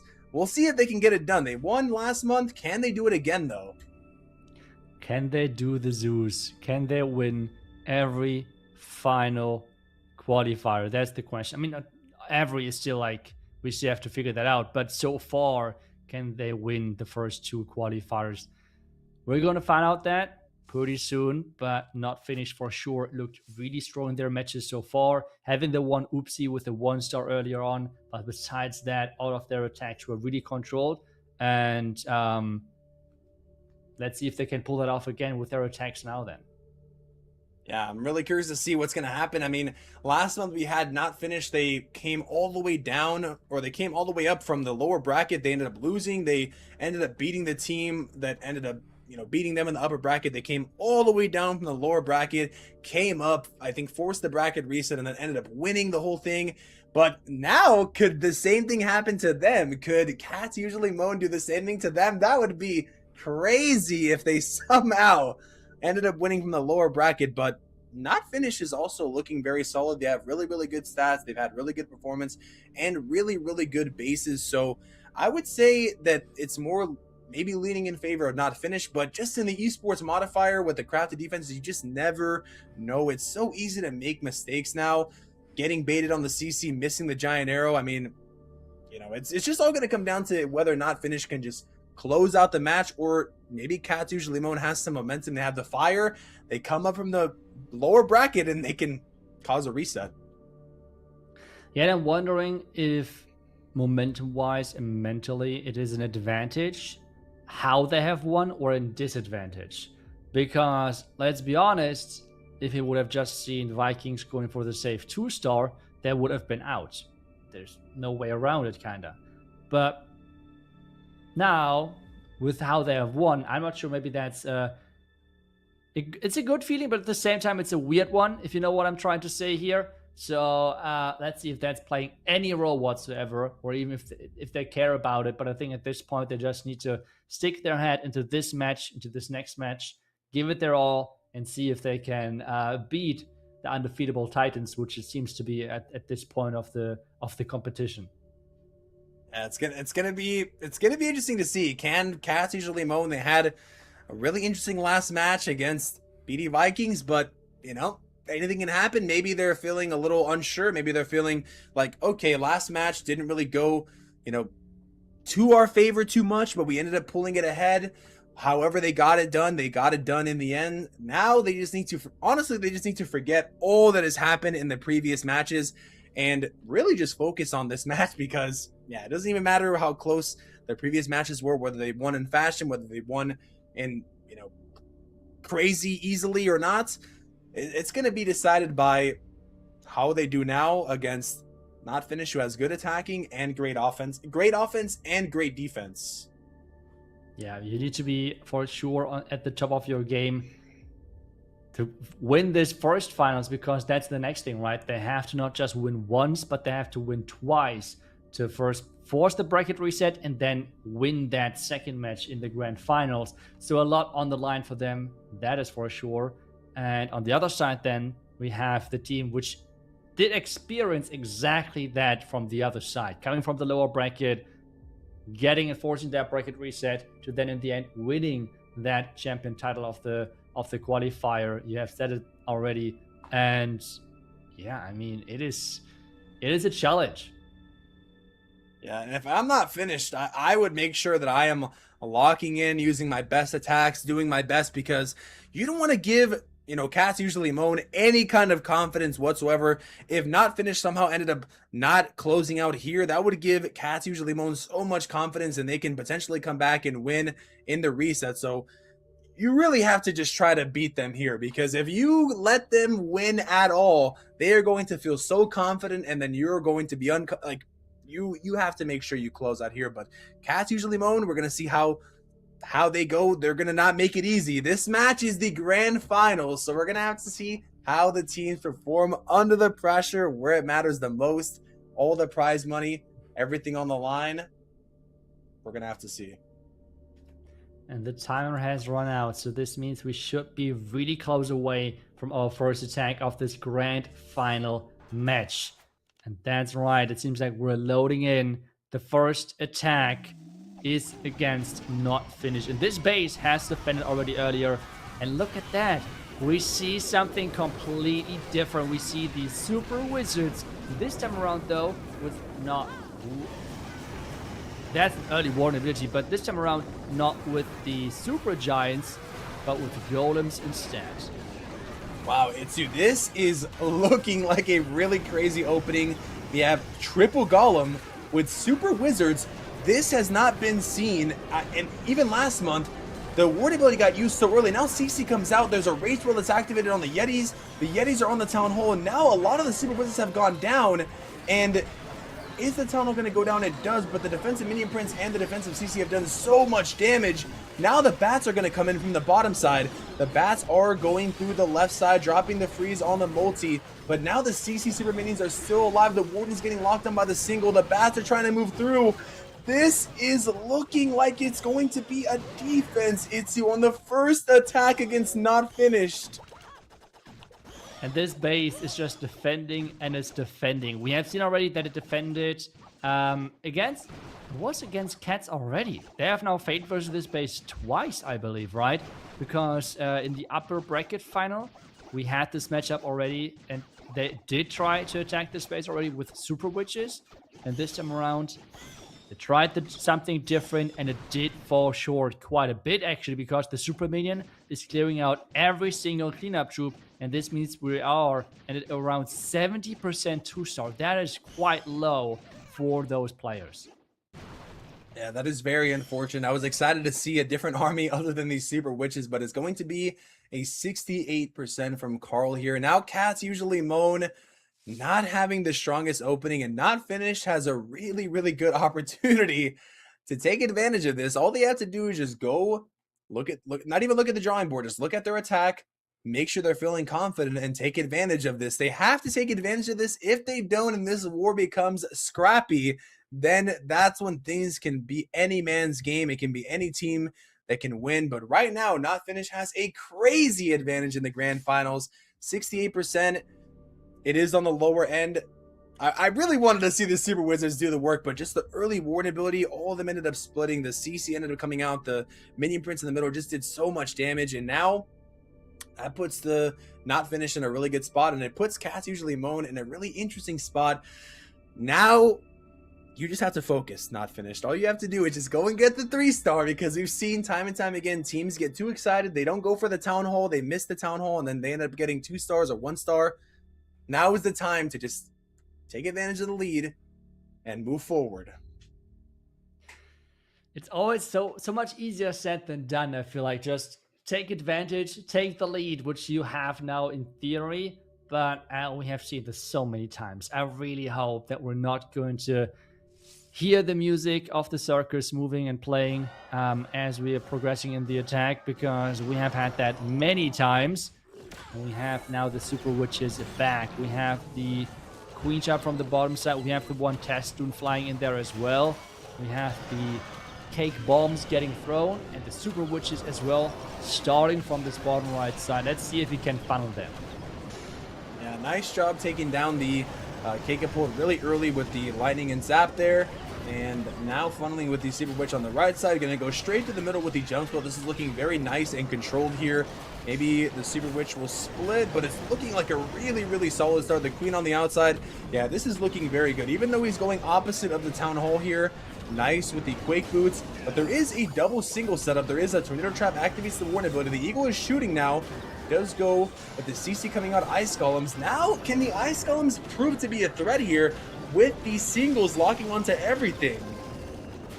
But that one witch taking down the single front tower before the clan castle was approaching her, and this looks exactly as we are like what we're expecting from Not Finished, because they're just so good with funneling their troops into the middle of the base, and that's exactly what they have done here. The Queen on the outside doing her thing, keeping everything in play. The siege as well, taking down the entire right side, delivering those Yetis now into the defenses, and this should be the first easy 3-star for them. Great attack, setup has worked, and that means that Not Finished is getting that lead, which was there on theory. We have not seen now a team which is kind of throwing that possible lead, instead taking full advantage of it, and that was a beautiful attack. Yeah, very nice from Sasha here to just make sure you go very perfect with the funnel. Very nice, solid start, getting the perfect execution down. The Stone Slimer, the Queen on the outside. And now they had a potential lead, and now they have a realized lead, where now it's actually the reality of the situation. Now they are 3-2, which now really puts the pressure on Catsusuallymoan, because they have to 3-star the last 2 attacks. They have to lock in whatever plan they have. They have to maybe reconsider the plan, because now the pressure is on. But we haven't, like you were saying earlier, once you get to like the 3-4 attack mark, things can start getting very crazy. But the 3 stars in the bag goes back to Cats, Team Cats. They have to 3-star. They have to put the pressure back. They have to, for sure, as well. At least not the pressure back. I feel like with how they have started, it's more about at least staying close. That's the most important thing for them now. As well, mentally, just not like giving up right away, because we have seen those crazy comebacks. Because remember, we have seen Not Finished themselves have started with a 1-star into a match, and they still have won that one. So anything can happen, and we have seen now the 2-star from Team Cats, which means it is even 1-star higher, but they need to now 3-star out and hope for a great defense at the same time. But for that to happen, that is something which they have to hope for. What they have under their own control are their own attacks, and this is what they have to deliver on now. Oh, Tempest once again. Itsu coming in with the Queen Charge Lalo. This is really the attack that has to be 3-starred. Down a star. This is the one. Queen charging into the Town Hall. Tempest coming in with the Lalo again. Can he get it done? The last few times have been time fills. This is just crazy. In the grand final, when everything's on the line, this is the moment where you have to win to force the bracket reset. This is everything, Itsu. This is the moment that he has to succeed, or it could be over. Ooh, freezing, but the time with the clan castle is tricky, or is the single front? No, never mind. Okay. I was a little bit worried if the single front tower would be on the Queen while she is under the, or like attacking the ice golems. Now she is, so he has to be careful. Maybe an invis or something. Instead, we're seeing another freeze. He's just charging behind the tunnel, but that's where all the damage is. Look at that. Yeah, gonna get the single, gonna get the minion prints. Now the K-Catapult, though, when the healers move up, they might end up getting hit by the K-Catapult bombs here. Now there's 4 Expos and the K-Catapult on the Queen. She's taking so much damage. The King on the left side does go down. Drops the Invis just to make sure. Now the K-Catapult's on the healers. Oh, the Eagle Artillery on the healers as well. They're gonna go down. You can't tell me that now. 2 attacks back to back. He turned the Queen invisible, but not the healers. That is... okay, maybe he can recover. Maybe he can recover somehow. The sweepers are super annoying though. Like that sweeper in the core, really pushing against his troops. The multi-front tower on the top side is not really getting covered. All the troops are backtracking now. And we have one of the most random Tesla farms on the far right side, which he still has to get through. Yeah, still has a rage and a haste bow, activates the warden, but the sweeper, oh no, the sweeper is just doing so much work. These balloons are so slow, even with the haste, they're getting blown out. There's a multi, drops a rage. This is it. This is the last ditch effort. Can Tempest get the 3-star? The balloons are falling. All the minions are getting placed down. There's not enough balloons, I think, Itsu. This might be another major defense for not finishing in a win. Must 3-star. It looks like it's going to fall short here. Sadly, the Lalo could not get it done. This means he's waiting for the minion to pick up some more percentage points, but it is indeed the next defense here for not finished.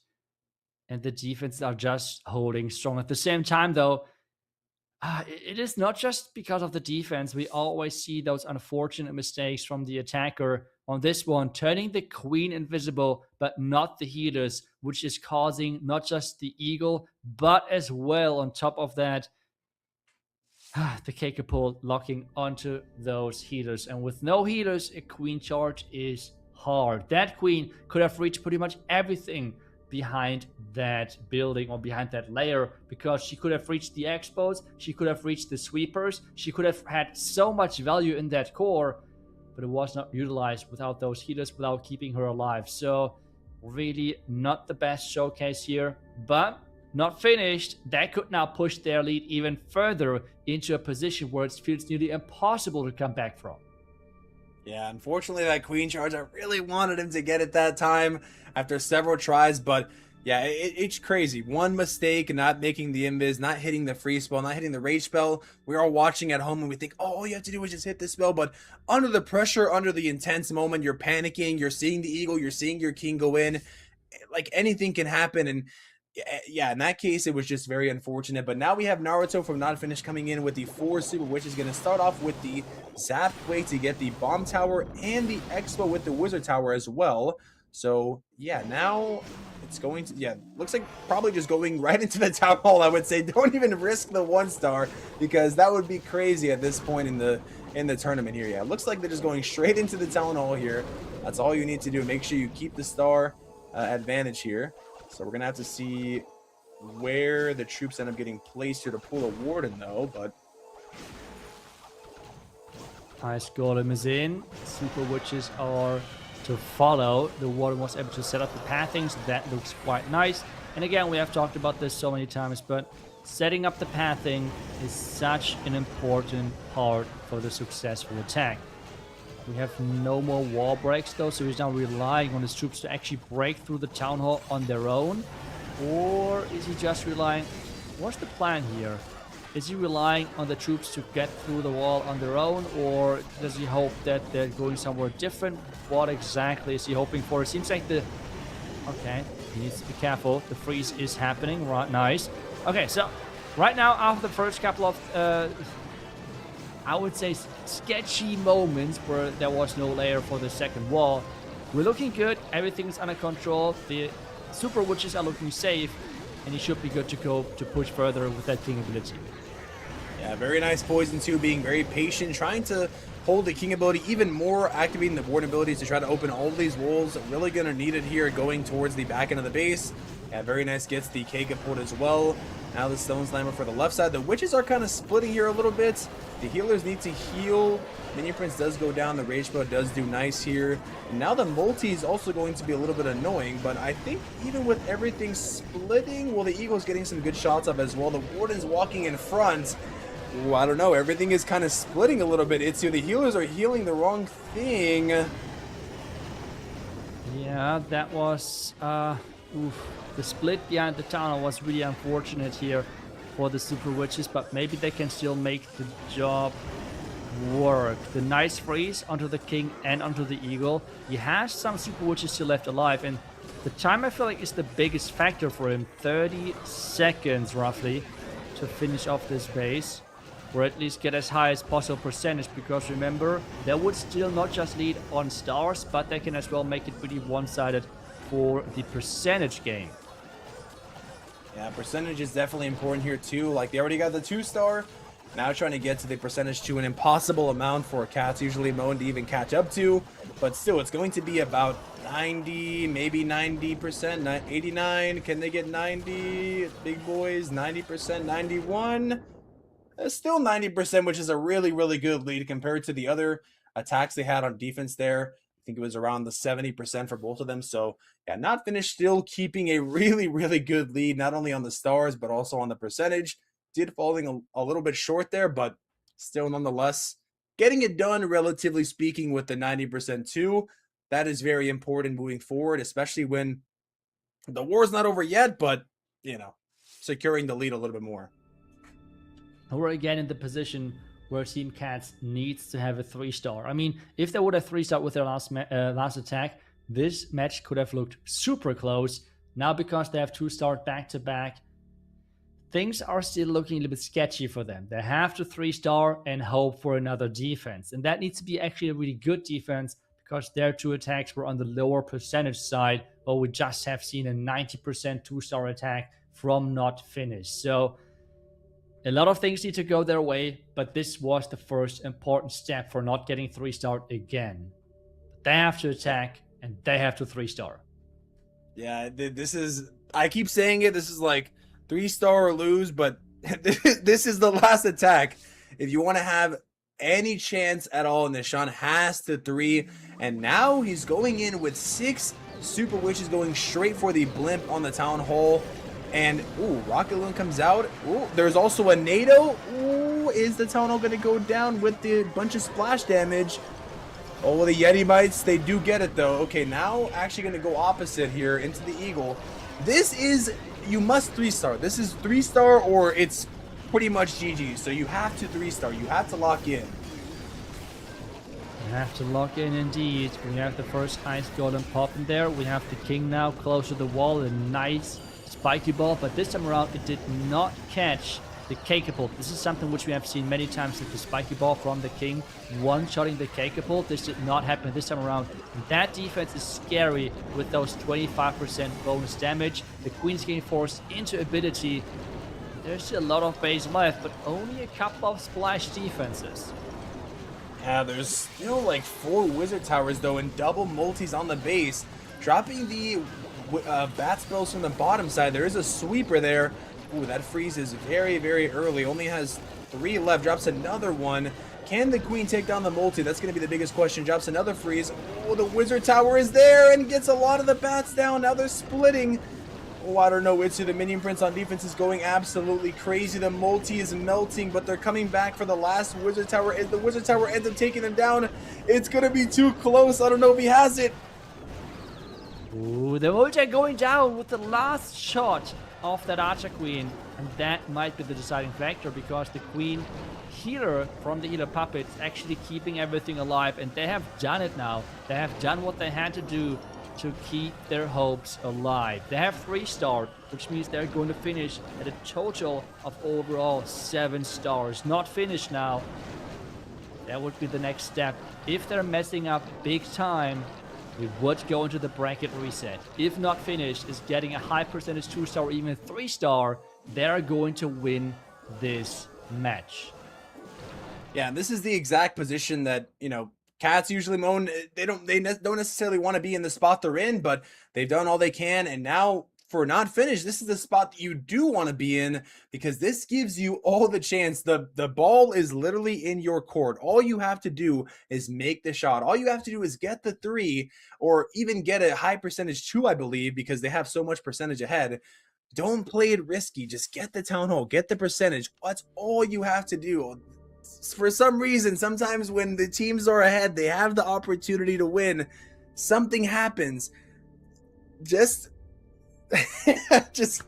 you know, this is the moment that matters the most. Whatever happens, you have to make sure you get the stars and the percentage, and that's it. You just win.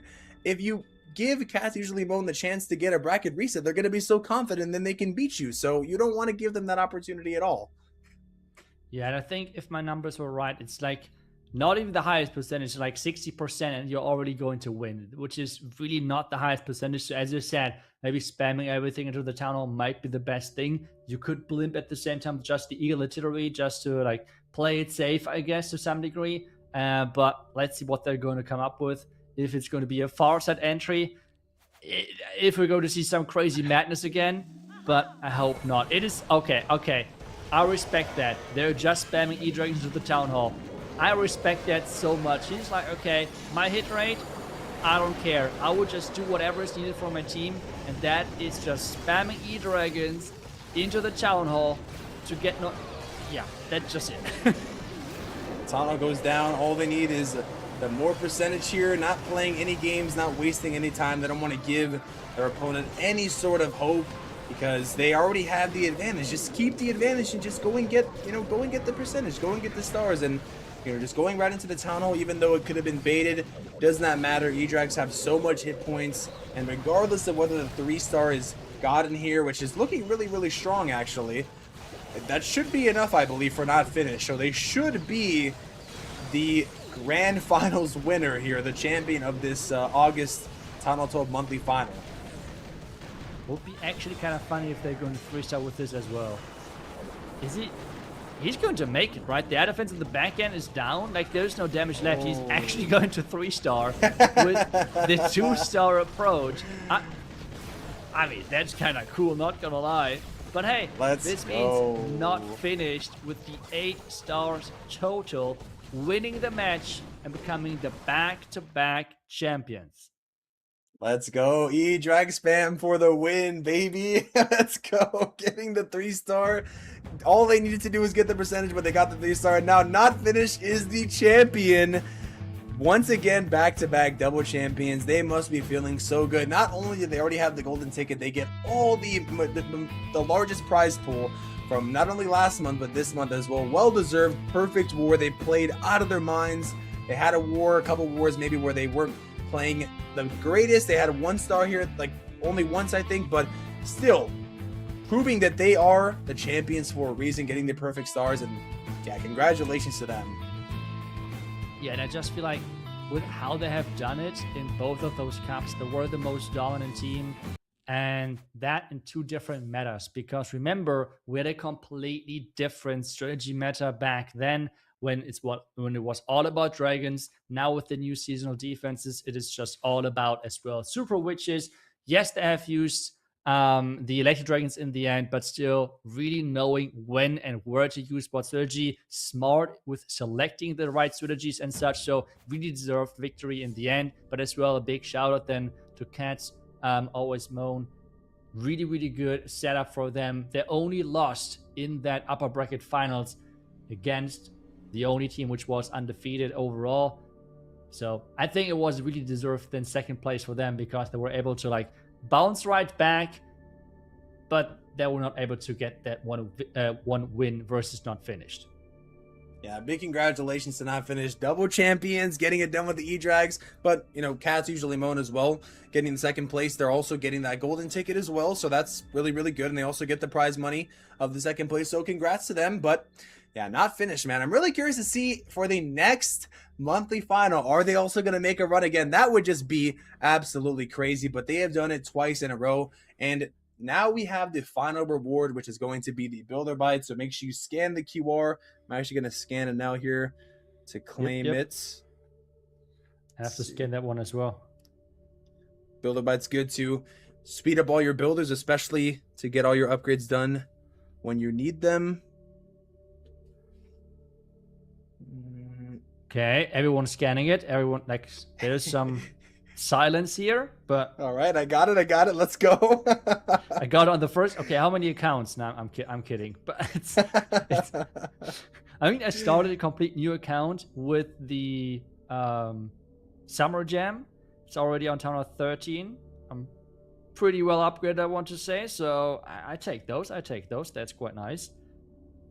Nice. Yeah, those magic snacks actually come in clutch, like more than people I feel like would think. Like even like the builder bite, like especially when you're, you know, first starting out an account, or even like if you're doing some rushing, getting those smaller upgrades done with, you know, one builder potion or even like a few builder bites, it's so good. It just helps, you know, when you don't want to pop a builder potion, you can just use one of these, and it just helps just getting those small upgrades done relatively fast.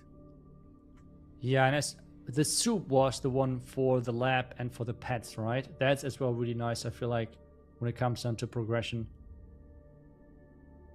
Yeah, definitely. Builder Bite is those ones are honestly all of them are so good, but Builder Bite and the Clan Castle Cake are really good. Even the morsel earlier too was nice for war and rank too. So yeah, I feel like it always depends on what the use case is for you. I mean, obviously, if you're in an active clan, I feel like the Clan Castle Cake is maybe not the craziest. At the same time, though, if you can just power through your attacks, it's kind of nice as well. But yeah, you said it right. Magic snacks can be really helpful in a lot of different situations. I think now after this, I think we are going to be able to get the winning bases here from Not Finished. So if you want to collect or scan for some Town Hall 12 bases, I really like how they're also giving the armies as well, because I also have a Town Hall 12 account that I've been working on, and I think I'm actually going to be trying the 2 Super Witch armies, because I've been using I think I've just been using like quad or triple clone Yeti in Clan War, but now I can actually try Super Witches, which should be pretty fun. Yeah, I mean, Super Witches are just really powerful. And if you consider that this was all played in esports modifiers, just imagine you are doing this in the normal game, right? Like the Super Witches are just not going down at all. So yeah, the power difference is quite significant, that's for sure, especially if you're combining that with bats, because the amount of more wizard towers in Splash you can take down with your initial Super Witch push is quite a big difference maker. Yeah, for sure. Yeah, it was crazy seeing like there's just so many things you can do. I didn't even know, like before even like just seeing all these attacks, like they just have so much variety with the Super Witches, with the lightning, with the giant arrow, quake, fireball, like Queen Warden charge. I was just like, wow, there's just so many ways that you can use Super Witches. I'm used to using them with the fireball, but now after seeing these attacks, I'm like, okay, maybe I can try this. But then I go and try it, and I end up, you know, 1-starring. But you know, that's not important. I'm still gonna try it and have some fun, because you know, there's some really exciting attacks you can do. Yeah, I have to say, I was quite surprised by not seeing more fireball attacks, I would say. I would have expected more fireball attacks with the Super Witches, but it seems like maybe they're slower, maybe they are not as consistent. I don't know exactly what the reasoning is behind not using them too much. But yeah, in the end, it is for sure something that we have seen with the variety when it comes down to the different openings for Super Witches. Otherwise, it was pretty much only Super Witches, but at least they were there in different forms and options of openings. Yeah, I will say too, I think last month we saw Heroic Torch. I'm surprised we didn't see anybody use Heroic Torch, because they did seem to be solid as well. But yeah, maybe people were just so comfortable with using like Eternal Tome. A couple of attacks did throw me off. Like one was using like Eternal Tome and Fireball, which was very interesting. And then of course we had like the non-Super Witch attacks, where like the Super Wizard and Golems, and then the QC Lalo. Those were cool. Sadly, they didn't work out. But it was still cool to see. I mean, I guess we'll have to see how, if the meta changes next for the next one, you know, if they'll keep doing, you know, maybe we'll see more Fireball. Maybe maybe the first month with Crafted Defenses seems like a lot of people are playing it safe. So maybe as they practice more, they'll feel more confident in other strategies. It just really depends. I mean, they're trying to win, so you don't want to play too risky, but I wouldn't be surprised if we saw some Fireball and maybe Heroic Torch eventually again. But yeah, it's crazy. The meta has definitely changed with the Crafted Defenses. Yeah, and I think it's as well then depending on how the bases adjust over time. And that's a good time because this is the base link, or those are the base links, the QR codes actually from the champions, which means you can use all of those Town 12 links right there if you would like. Make sure that you're having an upgrade for your defense and maybe just use it in your ranked battles to hopefully get some nice bonus trophies in. Yeah, I definitely just took a picture because I'm gonna be trying some of these bases, especially that ring base. That ring base looks pretty annoying. Like, reminds me of like the old style of bases. But with super witches, it's one of those things where you really have to funnel them. Like we've seen, like if you can funnel them, they're really good. But on ring bases, it's just so annoying to have to try to funnel the bases, and super witches don't really have that much range. Plus, they're slow. So yeah, I might be trying the ring base one because I think that would be very annoying, especially for ranked. You can throw off people. Yeah, and I feel like especially within this competition where ring base it's all about the funneling, and it was not as easily accomplished there with the ring base, right? So then I can just imagine how the more casual player base would struggle against this type of base. But otherwise, yeah, my final thoughts though for the monthly for this Town 12 qualifier. Surprised how much super witches we have seen. Surprised how little we have seen dragons, for example. And I'm wondering if things are going to change then moving forward with different other strategies. But I'm quite excited then for the next one because it's really cool to see those different shifts and everything. So that was for me the takeaway point. Yeah, for sure. I was surprised to see like going from dragons and super witches just to go mainly to super witches, seeing some of the mix of armies. But yeah, now we'll have to see how the next Town Hall 12 monthly final goes. But we do have the Town Hall 15 monthly final as well. It's going to be Friday the 20th. It's going to be the same time as today, so make sure you guys tune in. That's going to be very exciting. I'm also really curious to see how the Town Hall 15 Cup goes, because we also have the crafted defenses in there too. There's Rage Towers, Poison Towers, Invis Towers, like Monolith, and especially with the modifiers, base building gets really crazier at Town Hall 15 compared to Town Hall 12. So it could be crazy. You guys will definitely have to tune in. And the Town Hall 9 one also had like mixed meta as well, but definitely make sure you guys tune in for the next one. That's right. So otherwise, we have then right after that we had the I think it's the qualifier then for the Town Hall 18 as well, which we have then the first with the seasonal defenses. So a lot of clash as well then for the next weekend, which we're going to have. And as always, thank you so much for the players, for you guys checking this stream out. Kermit, thank you so much. The same as production, and Supercell obviously for making all of this possible. And we will see you then with the next cup or with the next clash stream like Friday and so on. So until then, clash on.